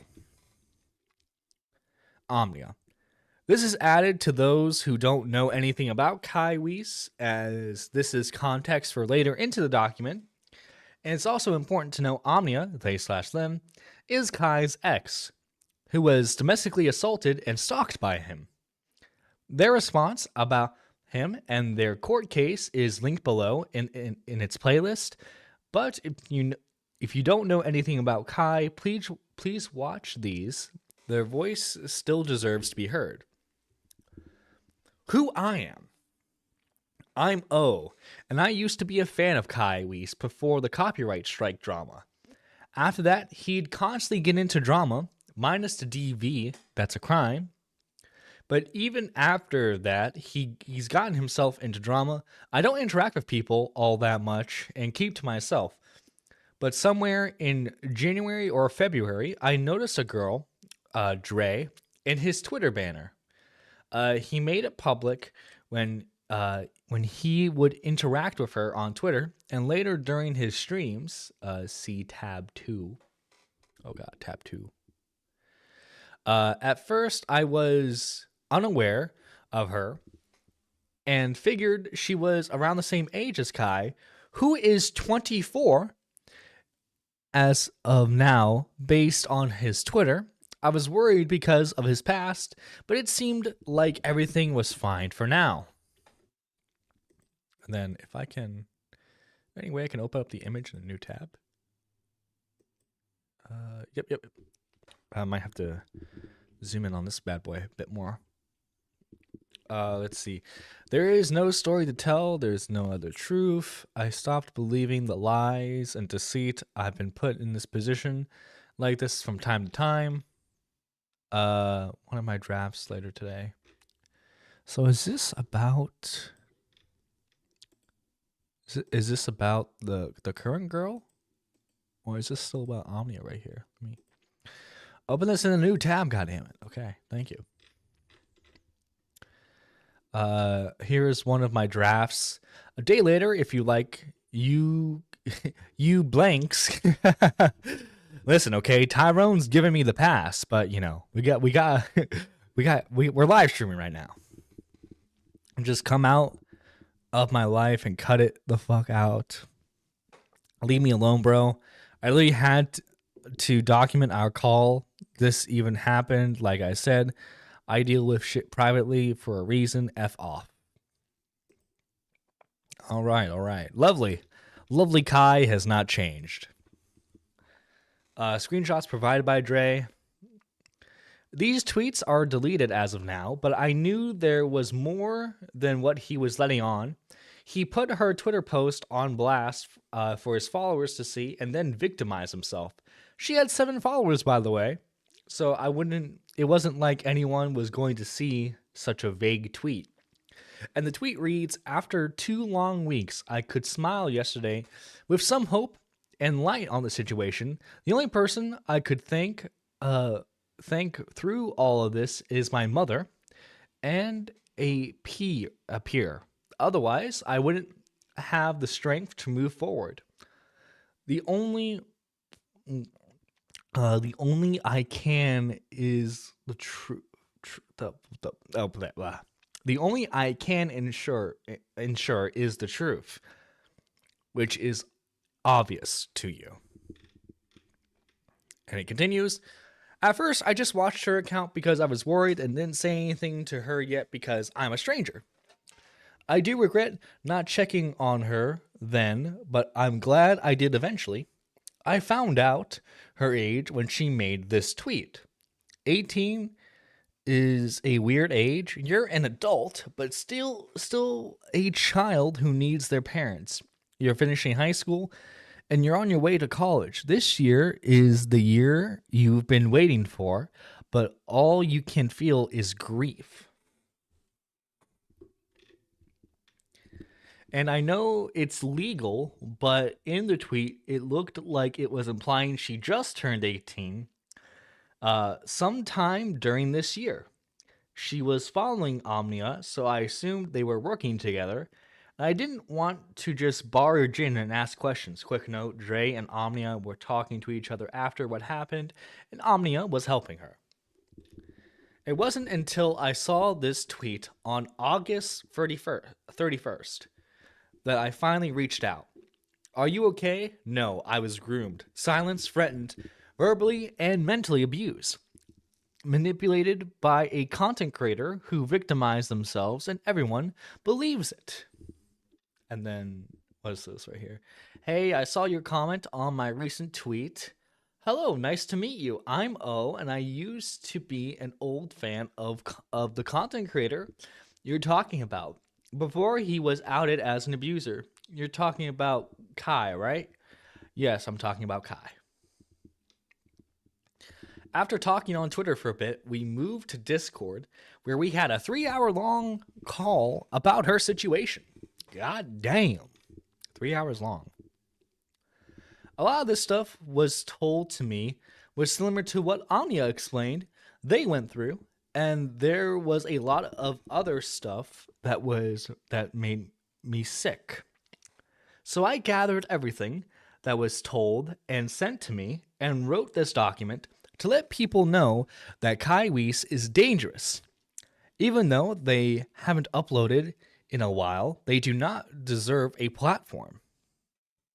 I do want to note that some stuff Dre can't remember, and there was nothing saved for those. Some parts of this story will be based on word of mouth. It shouldn't be a problem, though, based on the rest of the evidence. Also, not every screenshot will be posted on this document, as it's a lot. I will be linking to a folder to most of them, so you can see the whole context when I summarize what's going on. The images are labeled in the document folder. Folder context when I summarize what's going on. Folder. And most of them are in order, so they should be easy to follow along. Also, a lot of their conversations took place during calls, so some text messages might also be out of context because of that. Gotcha. Not going to look at all the screenshots just yet. I will say, okay, so this is a little weird to start off with, I feel. They only, they're honest, at least off the bat. They're saying that, like, some of this is word of mouth. But gotta take this with a grain of salt. Just because of his previous situation, I do want to emphasize the fact that, like, I'm not going to. This might sound harsh, but I can't, like, automatically instantly believe, not yet anyway. Simply because, like, obviously I want to make sure I do my due diligence here.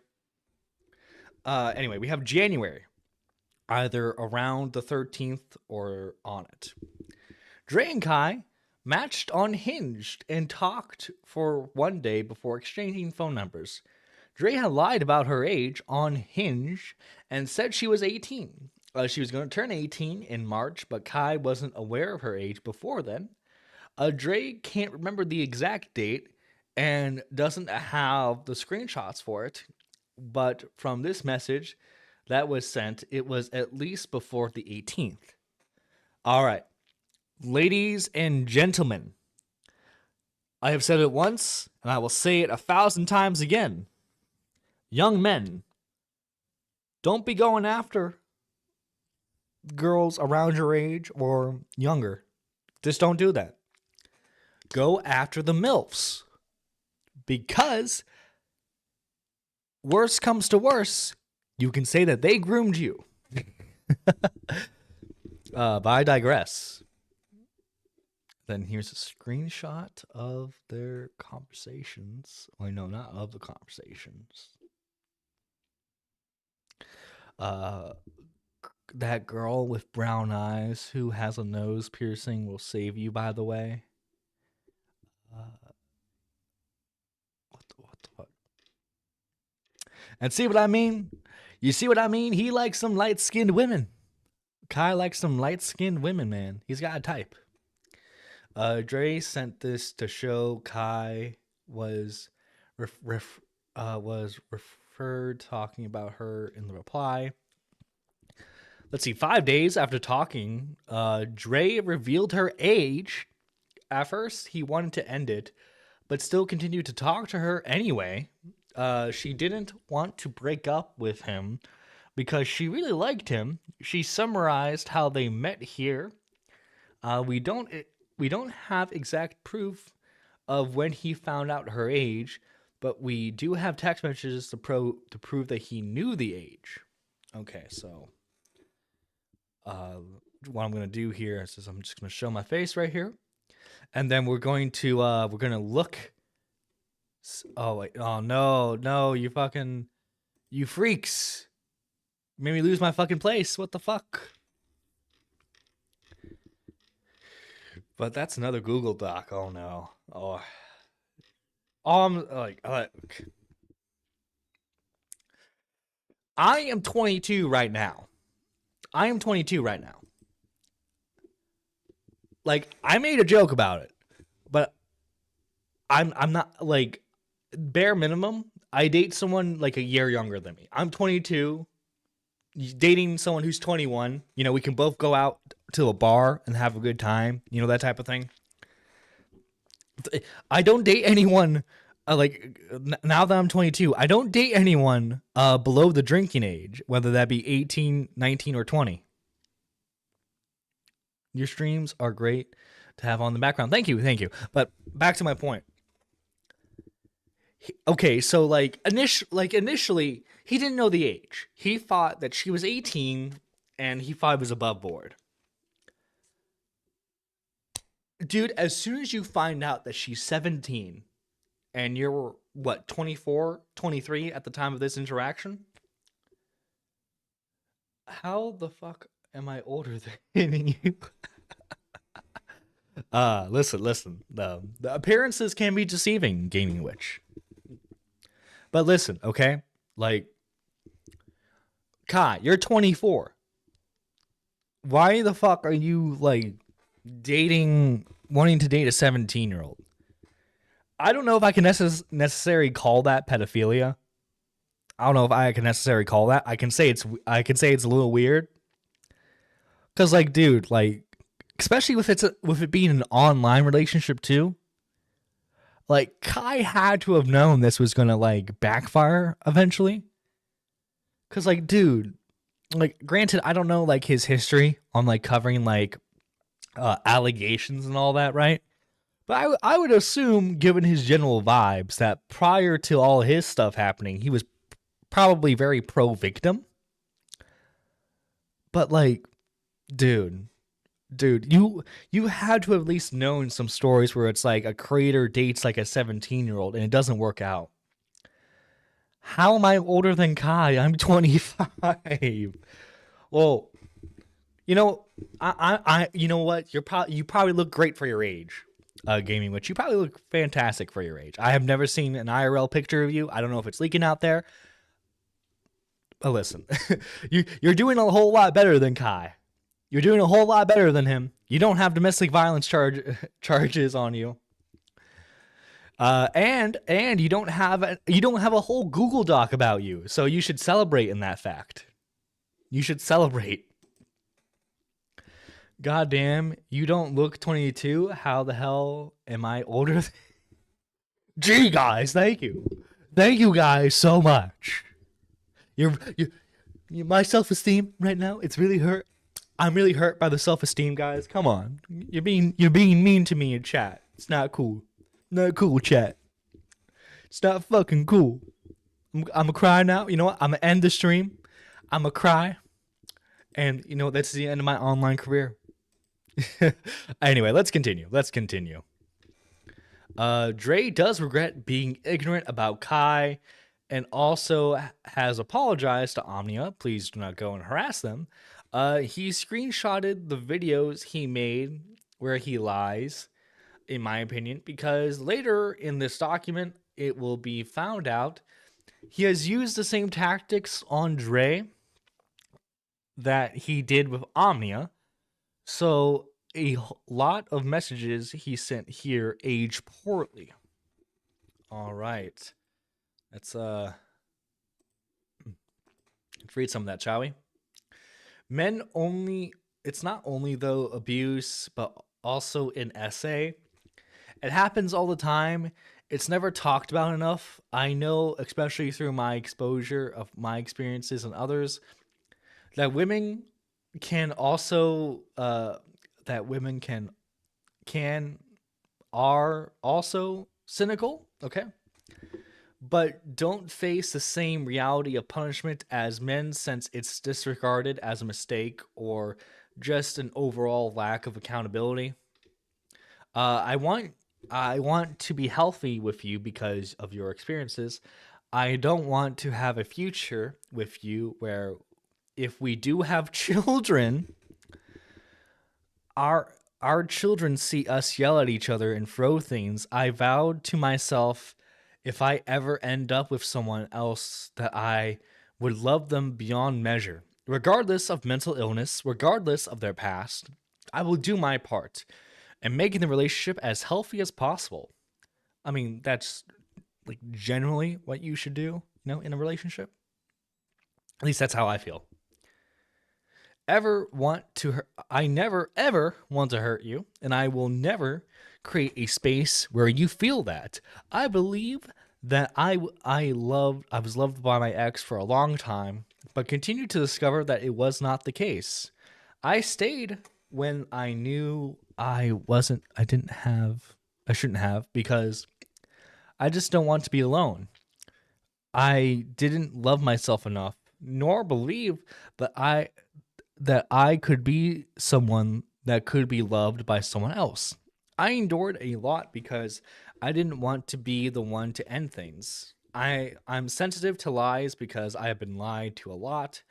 That's why I'm so paranoid when things don't make sense, because it feels like I'm living that all over again. My ex hid a lot of infidelity from me, and the more I questioned, the better they got at hiding it. I don't want to go through that again. Well, goddamn. God fucking damn. LAO. True, I don't have a criminal background. I'm just a short potato. Also, I be making an egg and cheese sandwich. Ooh, egg and cheese sandwich? That don't sound too bad, actually. That don't sound too bad. Speaking of, I gotta make sure to make myself an egg later. But yeah, just this whole thing, man. This whole thing. Why, Kai? Why do you do this to yourself, man? Why you gotta do this? He was already talking about the future, not even a month into dating. But he was just explaining how he felt. I cannot think of a reason, though, as to why he was already telling her that he loved her and putting this pressure onto her. Remember, he was 23 and the victim was 17 here. Also, notice how he sent a picture of a Nintendo Switch Lite between wait, why are we talking about like prices now? $170 and $200. During the relationship, Kai would buy her gifts and then turn around and accuse her of using his kindness. Again, even though Dre wasn't a fan, this was a power dynamic in the relationship. She knew he was a content creator because he told her, and this was a relationship between a grown adult and a high schooler. She's going to keep asking for gifts. Kai kept offering and allowing her to ask. Also, he would accuse her of treating him like a sugar daddy. But in this tweet, it presents him as different in light. She knows she pretty. Send her $300. So, like, it seems like he has this habit of, like, it seems like he can't really offer much in relationships. So what he does is he just buys them gifts. And then when they turn around and want to break up with him, he then pretends that like they owe him something. Listen, when I buy a gift for someone I'm dating, that's a gift. They don't really owe me anything in return because the gift is an expression of how I feel about them. It's not something to like hold over them. That's bullshit. Didn't he do that with Omnia? No, yeah, he did. He did. I'm guessing Chinese food soon. Oh my god. I'm getting Chinese food soon. Dude, fucking dumplings, man. That sounds good as shit right now. I'm not gonna lie. Stop. I'm trying to be less fat, chat. You make me want to be fat. But yeah. For someone who doesn't want to be seen as a sugar daddy, he kind of sounds like one. It's just ironic. Let's see, February 3rd. On the 3rd, Dre sent a picture of herself to Zay, I'm just going to say Kai, so he could change his Twitter banner. She was in his banner before this, but it was a different picture. Dude, what? Okay, like, why would you do that, man? Especially if your girlfriend's not a content creator, why would you make your public profile picture, your public Twitter banner, a picture of them? Make it make sense. Because like especially with him being still a commentary type creator, you're gonna attract people who want to make fun of you. But come on, why does this guy sound like a sugar daddy? Well, I mean, they're saying that multiple times in this, that he's acting like a sugar daddy. February 3rd, I asked him to change his banner because he had a ridiculous picture of me prior. Why is he using pictures of her as his Twitter banner? That's so fucking dumb. The purpose for this was to show that he did have her as his Twitter banner, and anyone could see if they were on his page around that time. February 5th. During this day, they discussed flying her out to meet him after her birthday, which was March 7th. The date isn't shown in these texts, but they do talk about it again later on this month. And then let's see. They invited me. I can say that to my dad, but my mom can see my location. If I fly you, if you fly Copa and say you fly on the 14th, that takes first very cheap. Just tell her you're using your VPN. Oh my fucking god, dude. What the fuck? He wants to fly her out, and then he's telling her what to say to her parents, so that way they don't know that he's hooking up with her. What the fuck? So you know on some level that you shouldn't be doing this, but come on, dude. What the fuck is wrong with you? She's talking to my dad. Fuck, what are you gonna do? Mom, I'm 18. Bye. I'm traveling. Love you. Lol. But if she tells your dad, don't call the cops. I mean, I could lie and be like, oh, blank, Airbnb, and then blank. Okay. So I guess on some level, her parents know that she's talking to a guy who's older than her. At least that's what I'm kind of getting from this. It seems like they're not very approving of it. And I would imagine they probably don't want her fucking visiting a 24-year-old when she's 17. I mean, well, technically 18. As you can see, they were really planning on meeting. They were also trying to figure out how to tell her parents. Oh, fucking lovely, mate. Fucking lovely. Fucking lovely right there. Just don't worry about it later, okay, baby? Can you just say your friends is taking you to a career event in blank? That'll be in 10 days, friends. Whatever works best for you, and of course, not right now. Okay, so Dad, you know what a career is, right? And you know where in front because I was born and raised there. And I care about my future. So my birthday, it's 10 days and they're going to take me to blank. Who's they? Your friends? Oh, okay. I mean, I have a couple of friends dude, he's fucking okay, so this is what you say to your parents. Bro, this is so fucking slimy. I just feel fucking.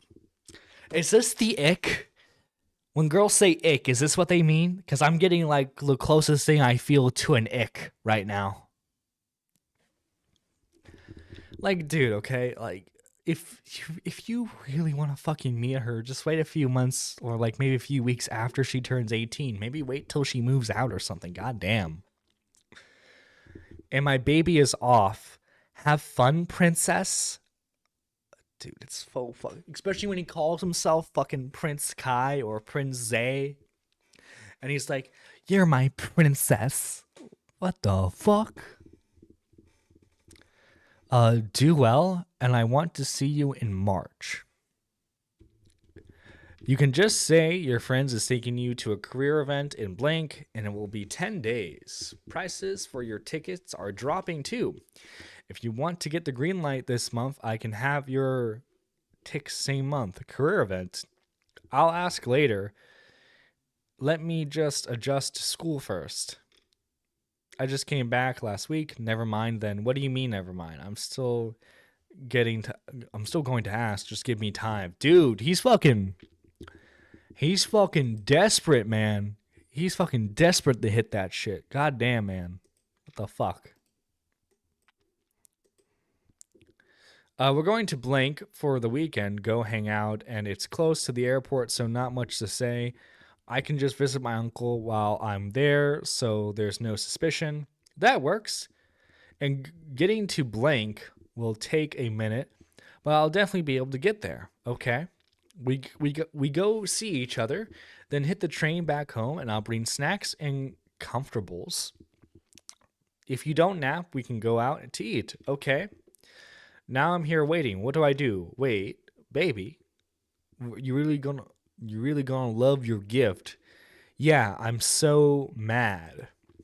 Okay. Here Kai was coming up with an excuse for her to tell her parents. You can see how serious he was about this. There was no excuse as he knew better, yet he was trying to get her to lie to her parents so she could meet up with him. Kai intended to meet Dre a week after her birthday.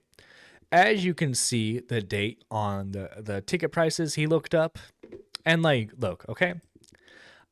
I believe it's like a common, it seems like it's a pretty common thing for teenagers to want to sneak out and like see the person that they're dating. It's common with teenagers. Kai, as the technical adult, like, you should have enough emotional maturity to realize that you shouldn't be doing this. Like, if you have to fucking lie to her parents in order for her to see you, that might be a fucking wake-up call not to date this person. Just saying. Might be a wake-up call not to date the person who can't legally travel without their adult supervision. Again, I need to emphasize this. I'm not saying he's a pedo, but it's like, you couldn't find someone around your age. This is slimy as hell, for real. I feel like we all need a shower after this whole thing, for real, man. Fucking Christ with this shit. God damn. But yeah. February 6th and February 10th. Kai and Dre have interacted sexually when she was 17 and after she turned 18. She said a lot of the convos took place through text and call. She said it was 3 to 4 times they had these calls while she was 17. She also believed he might have recorded these calls. Fucking yikes, if that's true. She believed he recorded from another Apple device because she had heard a noise when they had these calls. It was only audio, but Dre said the first time he allegedly did it, her volume on the side was pretty low. The next time they called, she had her volume up and said she could hear it clearly. She confronted him about it, and she said his reasoning was that he assumed that she was okay with it. He told her he'd delete it if she was uncomfortable. Dude. Oh my fucking God, he's done. If these are true, he's fucking done. You see, that's where it becomes criminal. That's where it becomes criminal. Bro, did he not see what was wrong with that? God fucking damn it, man. Holy fucking shit. Holy fucking shit, man. You fucking recorded a like a sexting thing you had with a fucking 17-year-old? God damn. She was, but she didn't know if he really did delete them. There was no proof it happened because it took place during a call. You can listen to her talk about it here. Okay. Let's Me and Zay like engaged in like, I guess you can call it phone sex. We were on FaceTime, but I didn't physically show myself. It was mainly just like audio. And at the time I was 17. We have done it, I think maybe 4 times from what I can remember, maybe 3 or 4 more. I'm unsure, but I'm thinking around 3 or 4 times. The first time he had done it, I remember he was on the couch, on his couch, and I could just see the ceiling. So there's nothing for me to look at. And obviously like it occurred, and out of nowhere I heard a noise in the background, and it sounded like when you record off an iPhone, and obviously this would happen if like the ringer is on.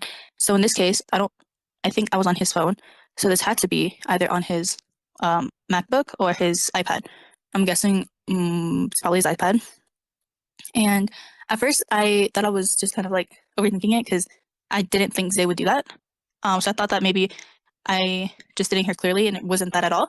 I was a bit skeptical, but then again, I didn't really think about it after that, and plus the volume was really low, so I really thought that it didn't occur. I think like the second time nothing happened. I think like, well, I don't know if it was the second or the third time, but like it had happened again, but this time I turned the volume up, and I heard clearly that he did record. Like I heard the the noise, and I knew. I kept doing my thing. It continued, but I think maybe a couple days later, I did confront him and I asked him why he was recording me. And I was, referring to like when we were having phone sex. And he told me like that he didn't think that it was going to be a big deal. So that's why he didn't ask me. He thought that I was. First off,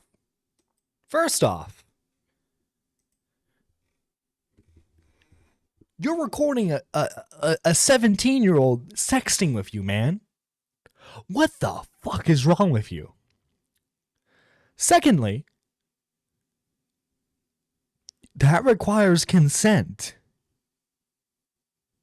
You recording you and your partner doing whatever it be sexting or like the actual like sexual act of in of itself. You need consent for that, my guy. What the fuck is wrong with you? I don't know what does that even mean. Mainly just audio. Does that imply there was visual sexting, be a video or images? My guess was it was probably images, and then like they were on call. You catch my drift. But yeah, this is absolutely disgusting.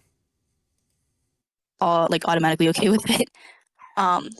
And basically like there was like just no malintention behind it. He just thought it was okay.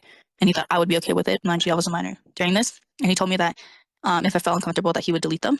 I don't know if he actually did. This is what he said that he would do. So I don't know if he still has them or he actually did delete them. Dude, man, he better have he better have something good to respond with, because holy shit, man, it does not look fucking good for him. It does not look fucking good for him whatsoever. Holy fucking shit, man.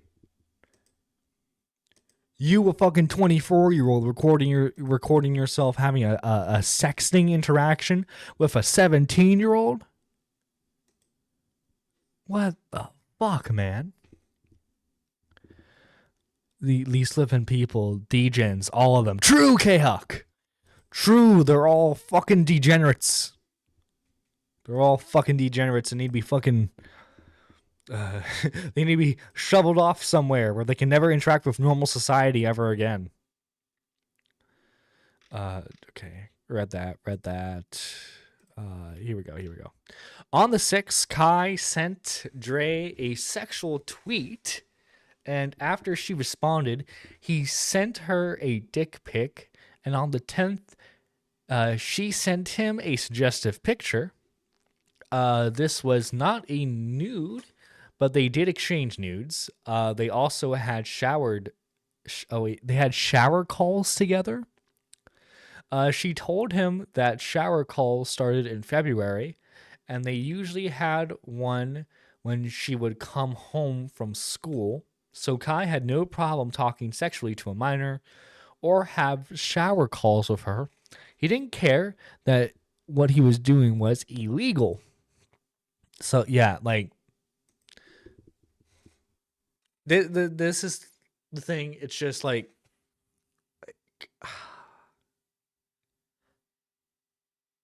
bro, you realize that how fucking illegal this is?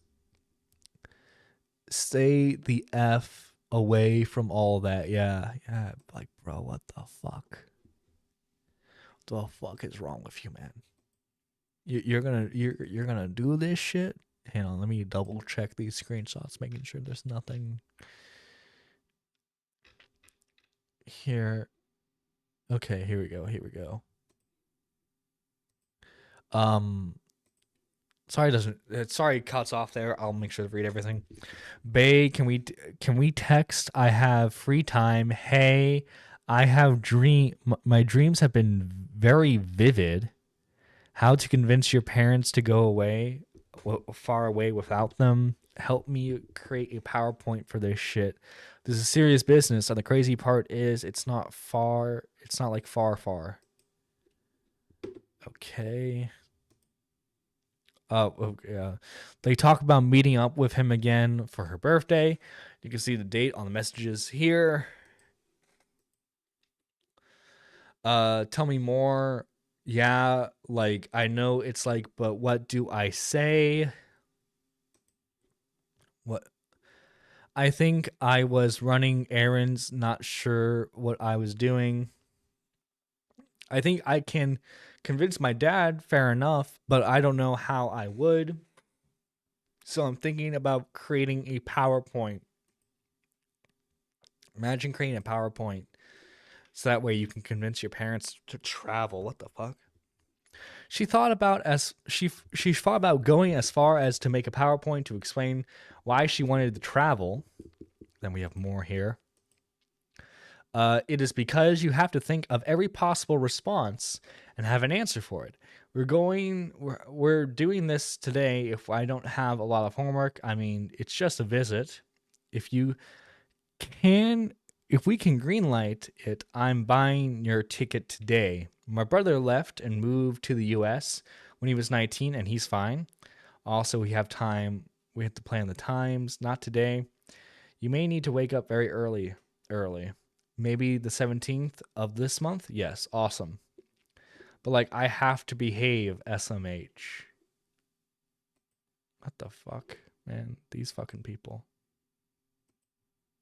Man. Fuck, man. What the fuck is wrong with them?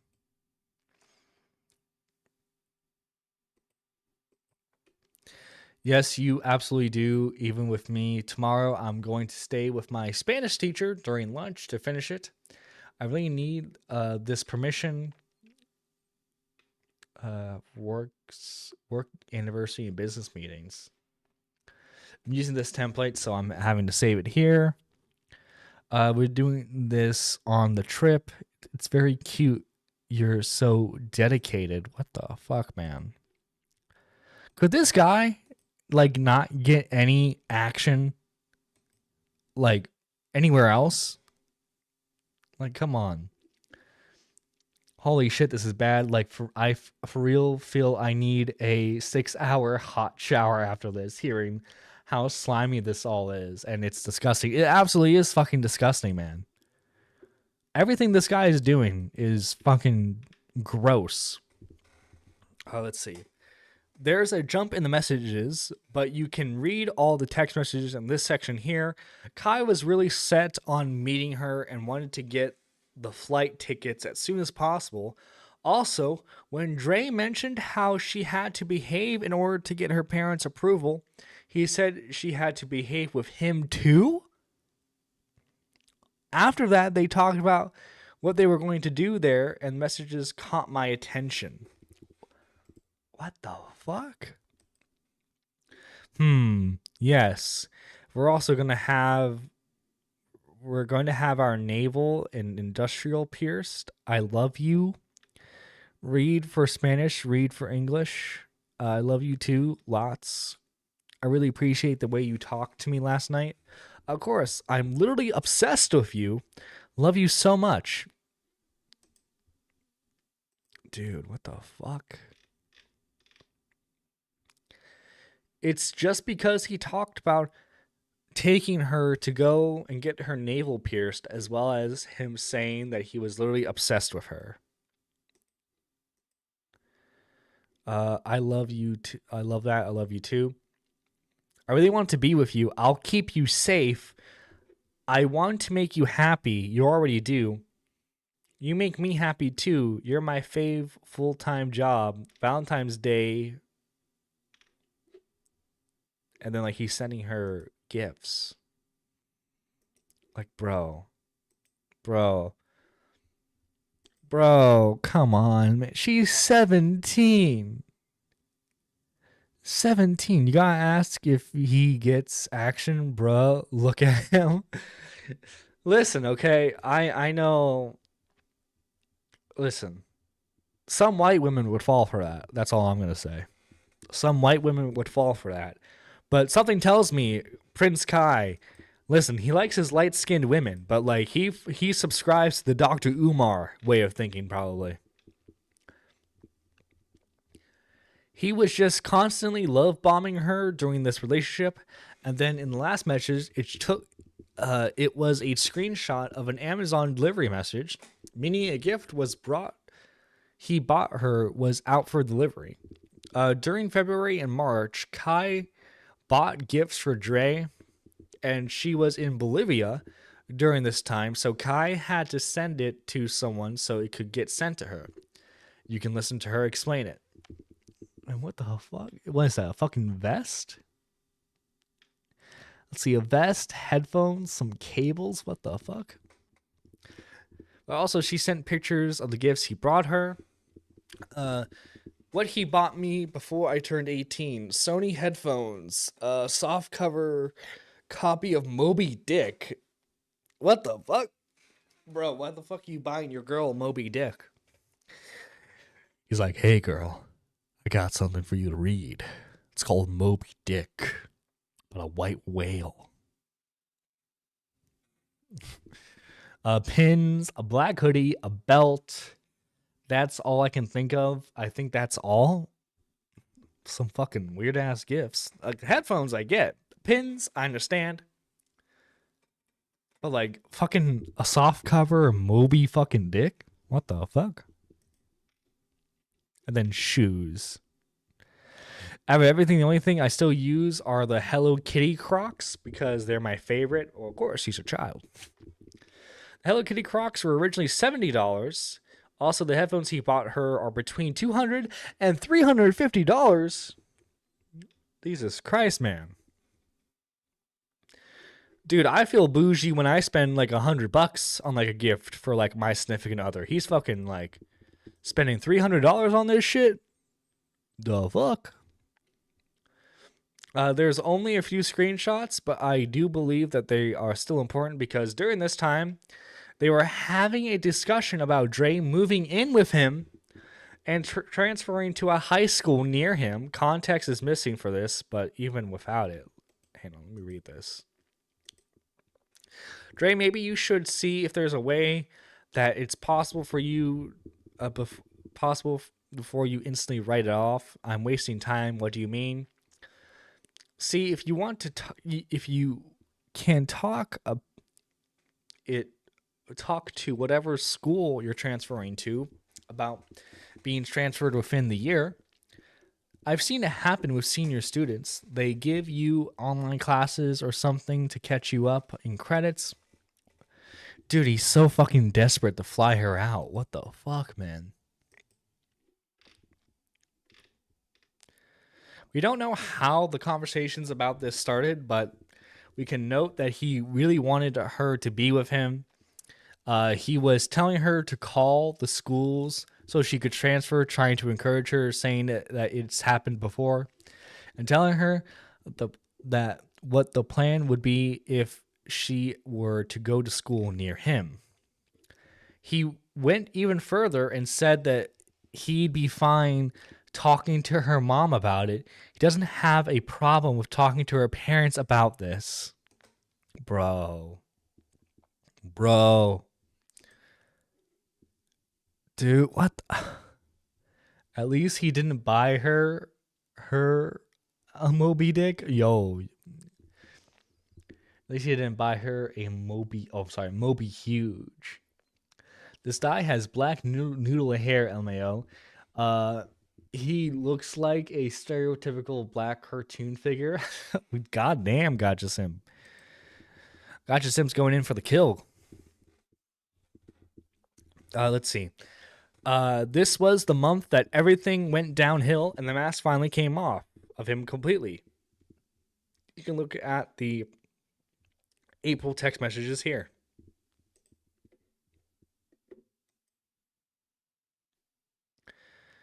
All right, let's see the first one, I guess.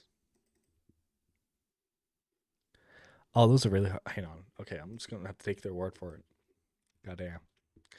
During the relationship, Kai would get frustrated about the distance. I believe he was frustrated that he didn't have full control over her yet because she was still very far away. That didn't stop him from having partial control over her, though. Okay, let's read these. Holy shit, what the fuck? Dude. Never mind, I'm just going to take a nap. This is ridiculous. Dre, where are you? Your location has been off for the past 2 hours. Why does our relationship have to be like this? Just 2 hours of straight radio silence. This isn't fair. What the fuck? I don't even know if it's under your control or not. Why can't we just be together physically? This is everything. Why is everything going wrong? I hate this so much. This is nothing falling in line for me. I feel like I'm losing my mind. I can't keep living like this. I'm sorry. Please find a way to pick up.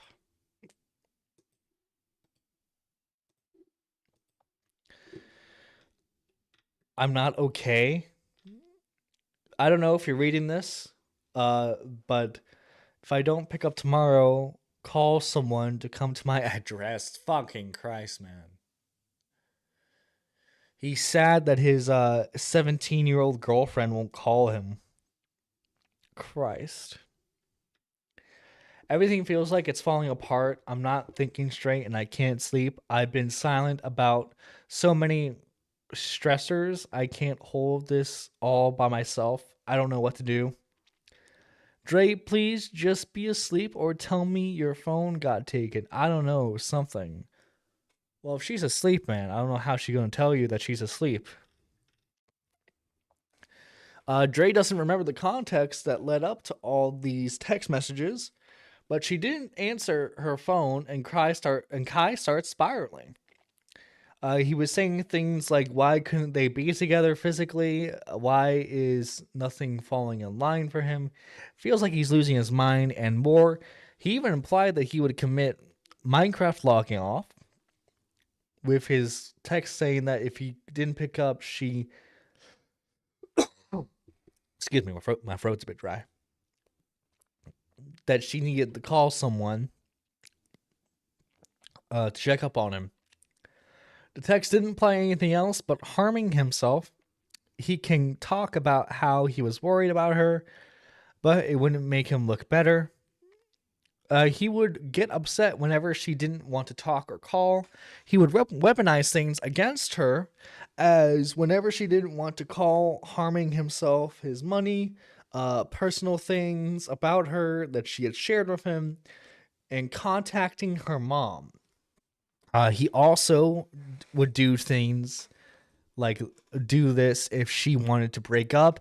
He argued that she did the same thing to him, and he was just using her own tactics against her. What she did was wrong as well, even if she agrees with that. But how would that make him look better doing the same thing as her? He should have stopped talking to her in the first place once he found out about her age. He should have broken up with her, blocked her number, and reported her account on Hinge for lying about her age. He didn't do any of this because he likes to talk because he likes to talk about how he was abused by her. Let's see. 420. Kai made a tweet. He was leaving Twitter for a while, probably was going to be back. Note, I'm using Kai's screenshot because we couldn't get a screenshot of his deleted tweet. Okay. But before that, Kai tweeted Dre asking why her number kept changing when he contacted her. Dre told me that she would message him off her other Apple devices.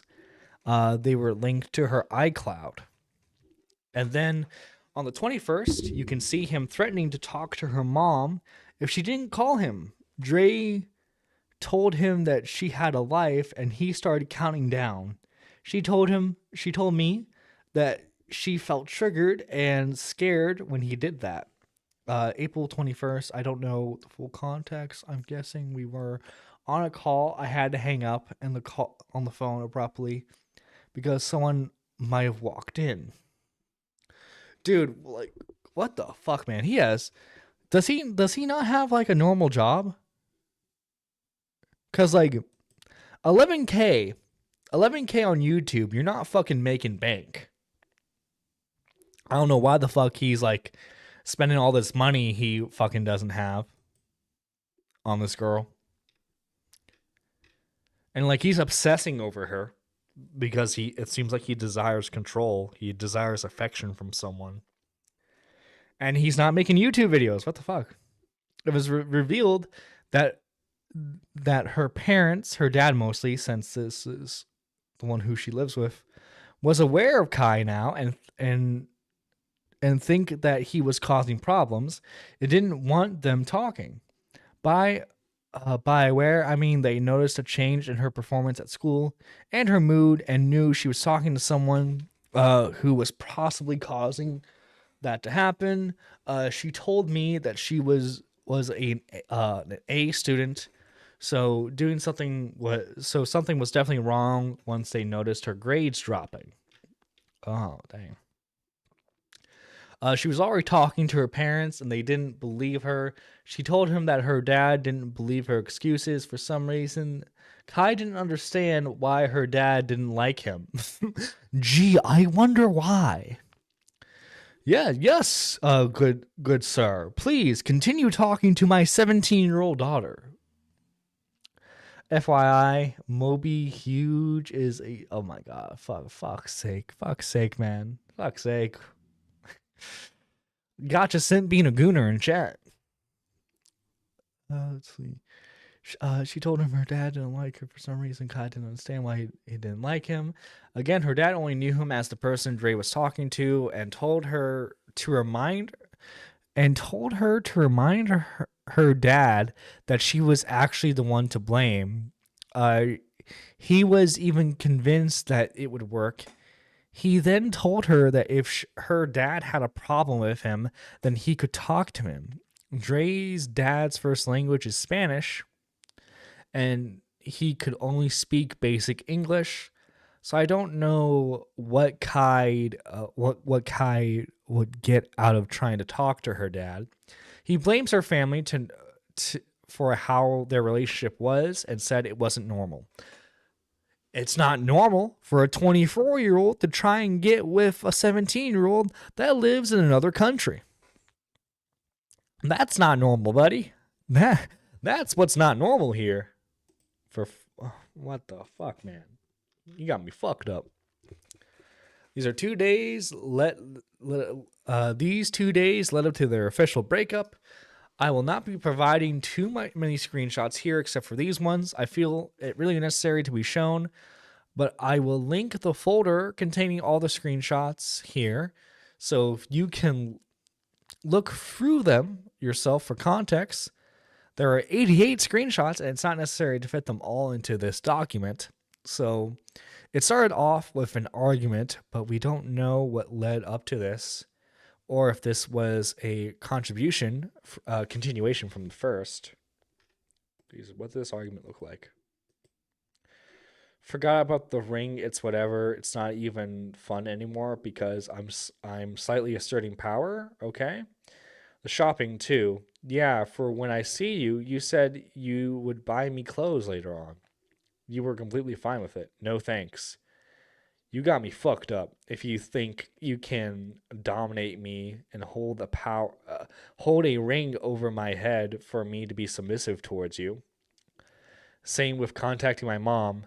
Like, it's so triggering and you don't get it. It's not submissive. Just don't act like an asshole. I haven't gotten you literally anything other than I haven't gotten you literally anything other than being a bitch. The entire reason we did this is so that way you could be nicer and earn what you have. The entire reason we did this is so that way you could be nicer and earn what you have. What the fuck does that mean? The fuck's wrong with you? You simply gave me a tally, not showing you simply gave me a tally for not showing my tits or taking your privilege away because you used it to control yourself. I told you no to spending fully on the shopping spree. So I just matched your energy. You're not a victim. So what, I'm going to just let you be controlling over my money? I don't have to give you anything either. I don't even say I didn't even say I wouldn't get you anything. I told you I split it because of my financial burden, and you had issues with that, like you got me fucked up. Now you don't want to talk because you have consequences for your actions. That's cool. Don't have to get shit. What the fuck? Dude, if you have a fucking financial responsibility, don't be fucking spending so much goddamn money on her then. That was your fucking decision to make. I can vouch for Gotcha Simp. It's more of a meme thing. Kai out here craving cupcakes, fucking for real. What a cool pocket bike out of. Oh, I saw a meme of that. I saw an image of that. Yeah, okay. Let's see. Dre told me the ring he was mentioning in the messages was a promise ring. She didn't even remember the context of these messages. Looking up what a promise ring is, it's a pre-engagement ring given to a romantic partner to signify commitment. This is typically done by teenagers since they can't get married. He continuously told her that she is not a victim, to where he convinced her. Again, he said, just matching your energy. Bro, what? You're a fucking 24-year-old man. What the fuck you doing with, like, promise rings? What the fuck? I'm not doing this for sexual favors. You aren't just some sex object to me. I'm doing this for consideration of my emotions and feelings. Oh my god. What a fucking loser. He mentions here, she wasn't some sex object to him, yet he had no problem allegedly recording their sexual calls without her consent, and only assumed she'd be okay with it when he was confronted about it. Sure, it happened before this conversation, but it still wasn't okay. And again, she allegedly was a minor when this happened, based on her word. Later, Dre sent him a screenshot of the conversation she had with her mom. The reason why she snapped was because She was frustrated for not being able to do the program she wanted to help with in school. She got rejected from the one, and the other was expensive. Again, not defending her reaction here. I'm just giving context of what she told me as to why she snapped. After this, Kai started using abusive language towards her. Oh my fucking god, man. This is a teenager. You're talking to a teenager. Of course, teenagers are going to snap at you, especially when they don't get their way. So, like, bro, you're the fucking adult in this situation. Don't fucking. Oh my fucking god, dude, fucking kill me now.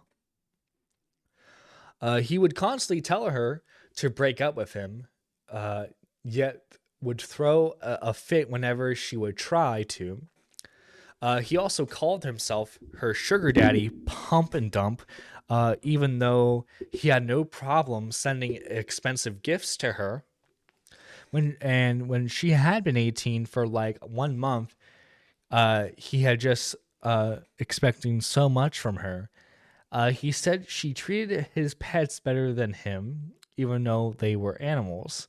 Dre has also seen them digitally since it's an online relationship. How would he really know if she wasn't actually there? She had known those cats for 4 months. So wait, what? Like, she says like his cats are cute, and like, yo, you're treating the cats better than you do me. What the? Guys, this guy is so fucking pathetic, man. So goddamn pathetic. And like he's acting like it's her fucking problem. Eventually, she apologized, and later at 6:41 p.m., she said that she would call him later. So he probably tried to call her, or she hung up, and then asked why. She said she didn't feel like talking, and he accused her of lying. Let's see. He also accused her of cheating a lot, when she had as well in later screenshots he sent her. She explained that she wasn't talking to anyone else, just woke up feeling numb. Kai told her that it was because she was isolating herself because it's been happening often. He told her that she just needed to vent, and he'd listen to her as long as she wasn't rude about it. She didn't want to call. She was just upset about the program. Kai didn't take no for an answer and continuously attempted to convince her that calling him would be a good idea. He ignored how she felt and believed that a call would be what she needed because he said so. Christ. And when she still didn't want to call, he told her that they were done. Let's see. When he didn't get his way, he insulted her. When she was not entitled to call him, even though he was her boyfriend, a call wouldn't have solved anything, since Kai continuously pressured her to call, and it didn't solve anything. But before we get into that, he threatened to contact her mom again if she didn't call, despite saying that they were. He told her that she had 3 minutes, and she sent the amount she had left on her Apple Cash and told him to take it. They finally did call FaceTime, and after these text messages, because Dre was scared about Kai threats on him calling her mom. Sorry. She told me that during this call, she was in the bathroom during the call and crying. He wouldn't let her speak unless he was asking her a question because he thought that she had no reason to speak. What the fuck? He also wouldn't let her hang up to take a shower and still wanted her to call during that. She never took a shower. By the end of the call, it got to the point where Kai was threatening logging off and said that he was going to do it the same way as his mom, and he had a bunch of pills in his bathroom cabinet. I need to mention this because what he says later in the text messages, Dre was trying to stop him at this time, but he wouldn't answer her and was texting on his phone, assuming that his messages, people about how he was going to commit logging off. Dude, that's fucking pathetic, man. Threatening suicide. You know, oh, fuck, said it. Threatening to do that in order to get your significant other to talk to you is fucking pathetic, man.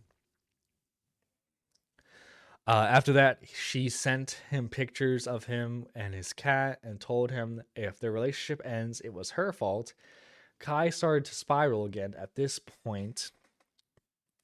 Spiral again at the thought of not being able to talk to Dre. He started saying things to get her to feel bad about him. He started making plans to end his life. When he told her that he wanted to go after, he got to a hot pot because he wanted to eat something nice before he died. Oh, fucking Christ, man. Dre told me that she didn't know what he meant by getting sued, and honestly, I don't know either. What? Sued? You talking about the Omnia shit? Holy crap, there's still more. There's still more. Pray with me, guys. Pray with me. Holy shit. Okay, where were we at?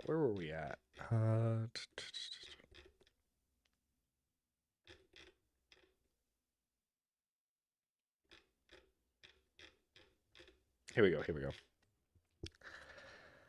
Let's see. On the 24th, she tried to tell him that she didn't like what happened the other day.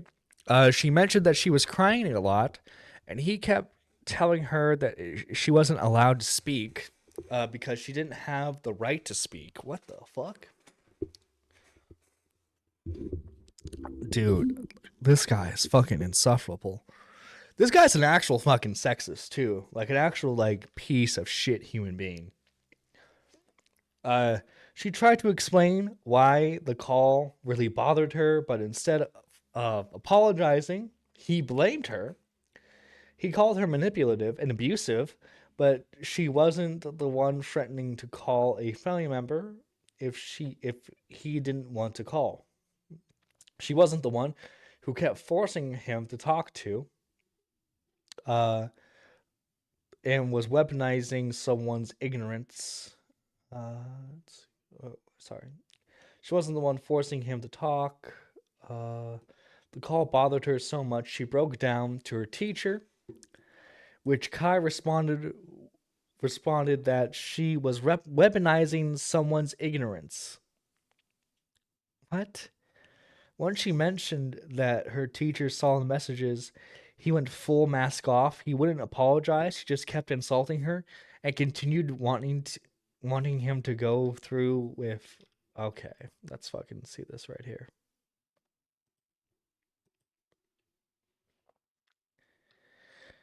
You're wildly inconsistent. Okay, then we're done. You're free. I just wanted to apologize, but okay, no thanks. We exchanged apology. You know what? This reminds me of the what's his face? The I Am Alex. This reminds me of the I Am Alex DMs, where it's like Alex would constantly threaten to break up with the person, but then as soon as the person actually broke up with him, he was like, "No, please take me back, please." It's like this is so psychologically abusive, because like she's like, we're gonna break up. The reason why the teacher and others took Dre's side was because they knew Kai was a grown adult. He called her a narcissist, compared her to being like Omnia, which she called abusive as well. She said she'd weaponize her breakdowns and sympathy seek because she fed off pity and said he said a lot more. He said he wouldn't contact, but he would off himself, and proceeded to send her tons of screenshot messages he saved between them, stuff to use against her. This fucking guy. This fucking guy. The messages he sent show that she was not perfect. They didn't make him look any better, especially the way he weaponizes them. There wasn't the end of the screenshot. Well, like, this is how I look at it, right? Kai is supposed to be an adult. He should know how to act better. With a 17 to 18-year-old, they're not going to be fucking perfect at relationships, especially if the person they're dating is a huge fucking piece of shit, like Kai is. Like, this dude should know how to behave, but he doesn't. I mean, he shouldn't, like, first off, like, he shouldn't be talking to her whatsoever as soon as he found out the age. But, like, also, too, like, come on, man. You should know how to fucking treat someone. But you don't. The message he sent here showed, yeah. A lot more. He started threatening to send her screenshots to her mom. Oh, that's just lovely. He brought up her dad's essay, but she stated to me that Kai blew it out of proportion. It was not essay. Her dad never essayed her. There were still some personal concerns about being weaponized against her. Even if it was essay, why was he threatening to bring that up to her mom? It couldn't even be read off as concern in this text. He also screenshots every time she mentions wanting to harm herself. Most of the time, it was during school. It wasn't really serious except for some, though the difference is, yes, it doesn't look good, but she's still young, and he continued interacting with her. It can be argued that she continued interacting with him too, but how did a high schooler have such a strong hold on a grown adult? He was not abused by a 17 to 18-year-old girl. Yes, minors can be shitty people and say shitty things, but compared to the two, Kai is a lot more predatory. Also, we later see that even when she wanted to end the relationship, Kai continued trying to message her. Kai also got upset with her and called her a horrible person because she would call herself dramatic after sending those messages. Kai, he brought up his mom's logging off because she didn't take logging off seriously. Yet he threatened logging off when Dre didn't want to talk to him. And he said in one of his live streams that he was serious about it, but he did was hold her hostage. Okay, let's listen to it. Let's listen to it.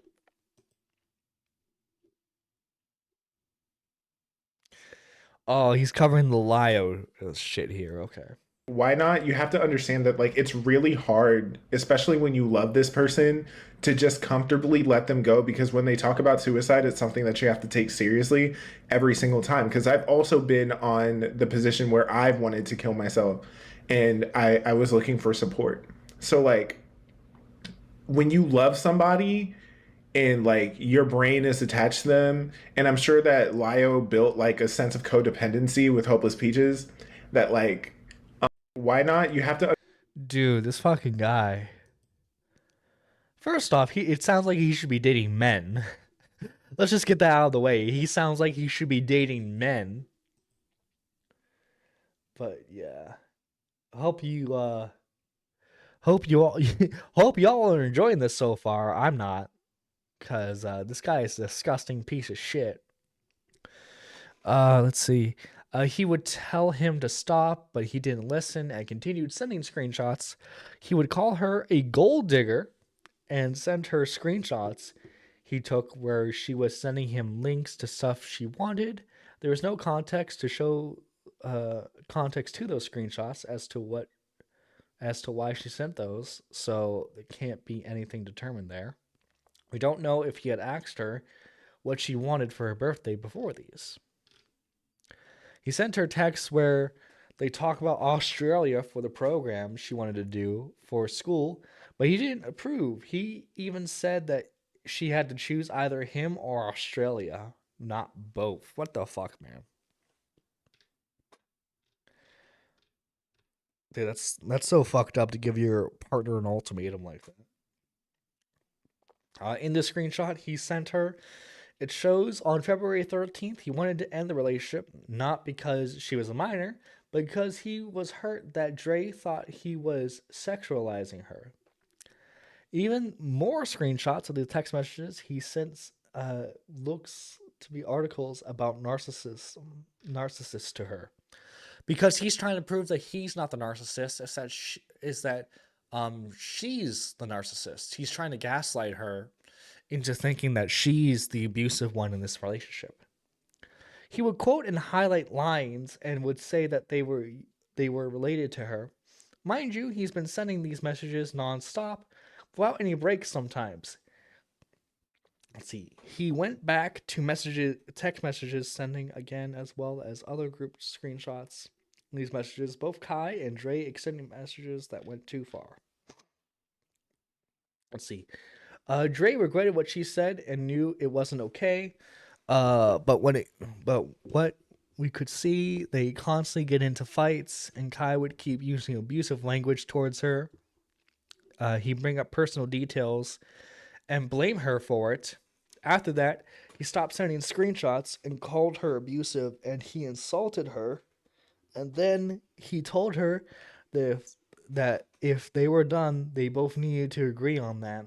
She didn't answer, so at 7:37, Kai threatened logging off.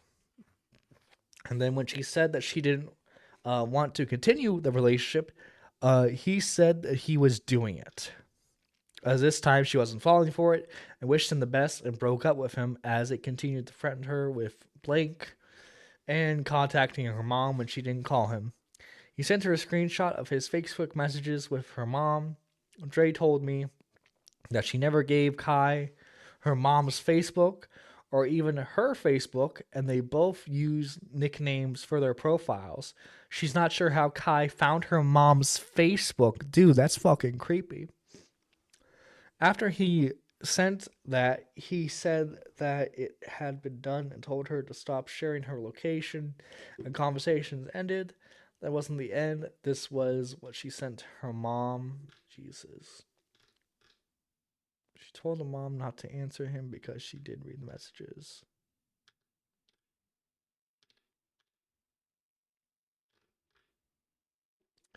This part stuck out because here it confirmed that he was aware that she lied about her age, but he cannot use the excuse that he never knew the age. He also said that he could have left, but as we can see, this is obviously he didn't, and Dre was the one to officially end the relationship, and he made his choice to choose her every time. He was not forced, regardless of the threats. He should have ended it when her age was revealed. This is his fault, not hers. Yeah, then we also have emails of him, okay. Kai is talking about her Hinge account. You can listen to okay. So, let's listen to that.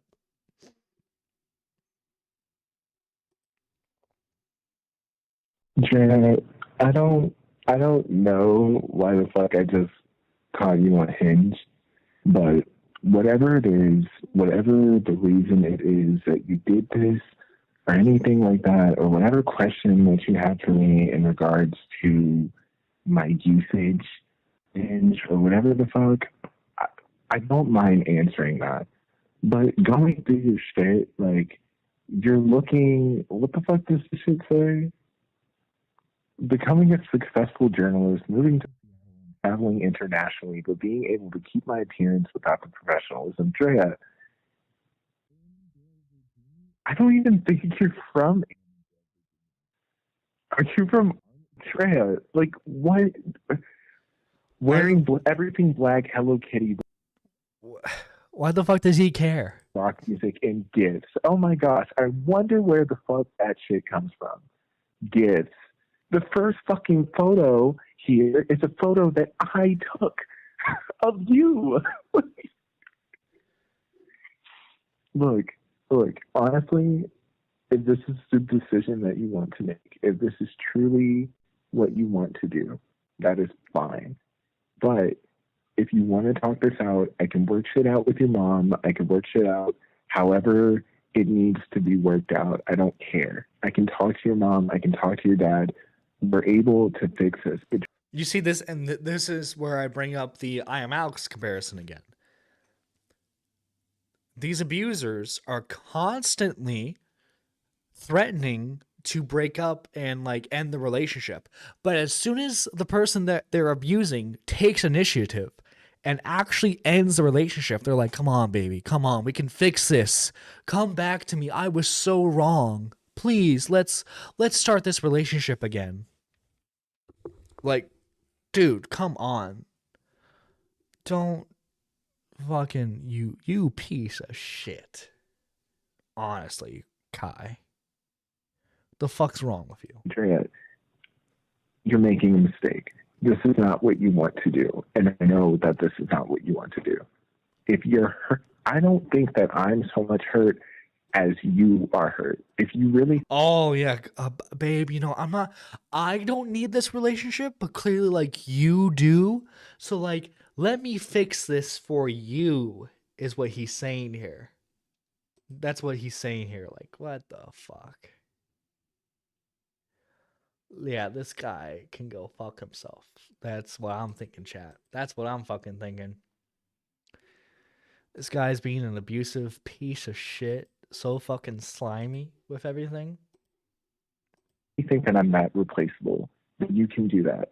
But judging from the fact that you're still active in this fucking Hinge account, you haven't found a lot of luck in whoever it is that wants to date you.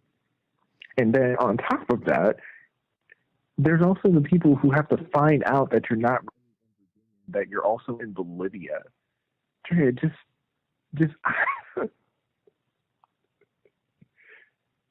do you seriously want to do that? Gabby. Do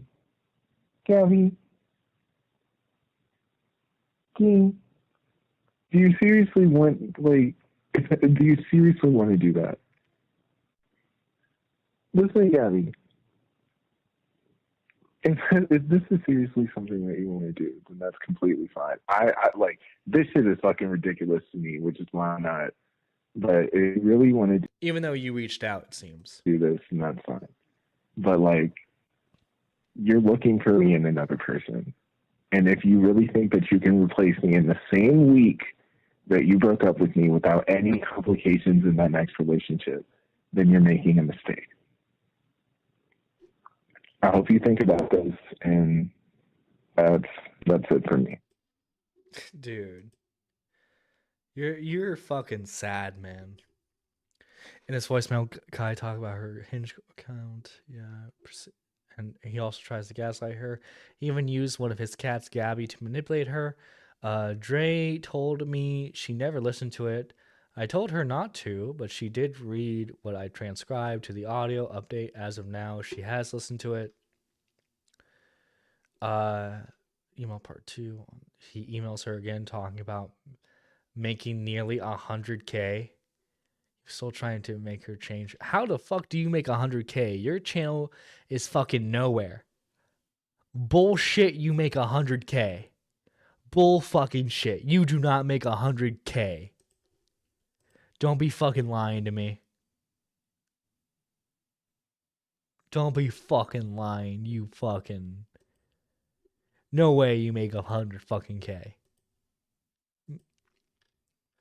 In her response, she talked about him stalking her on other accounts. The person she was mentioning in these screenshots was an old friend that followed on TikTok. Kai accused her of cheating on him with that friend. Okay, great. Great. Kai, you're fucking... During this month, he sent her a text message on a different number. He sent her multiple messages on the 1st. Dude, this is insane. He's getting burner phone numbers so that way he can fucking message her. Kai didn't interact with. Okay, afterwards, Kai didn't interact with Dre anymore after this, but he would occasionally make vague posts about her. Dude, this is fucking pathetic, man. Dre will be releasing her own document whenever she can to get the full perspective. Let's see. Recently, Kai updated his YouTube and has put his live streams on their own playlist. Let's see, guys. Well, I recommend reading through the first tab.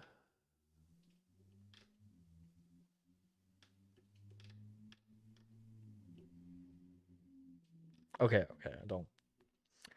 This part, I don't think we really need to see. But yeah, like, holy shit. Kai once had another channel that was bigger than his current one, but yeah, I know about that channel. Yeah, burner phones and like 20 plus alts accounts. People like this need to go to jail. Minna, you missed the best part, Minna. He was recording. By the way, she was 17.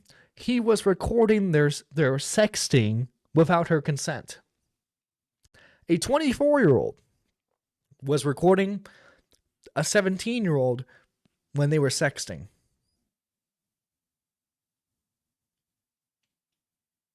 This guy is a fucking... You know what?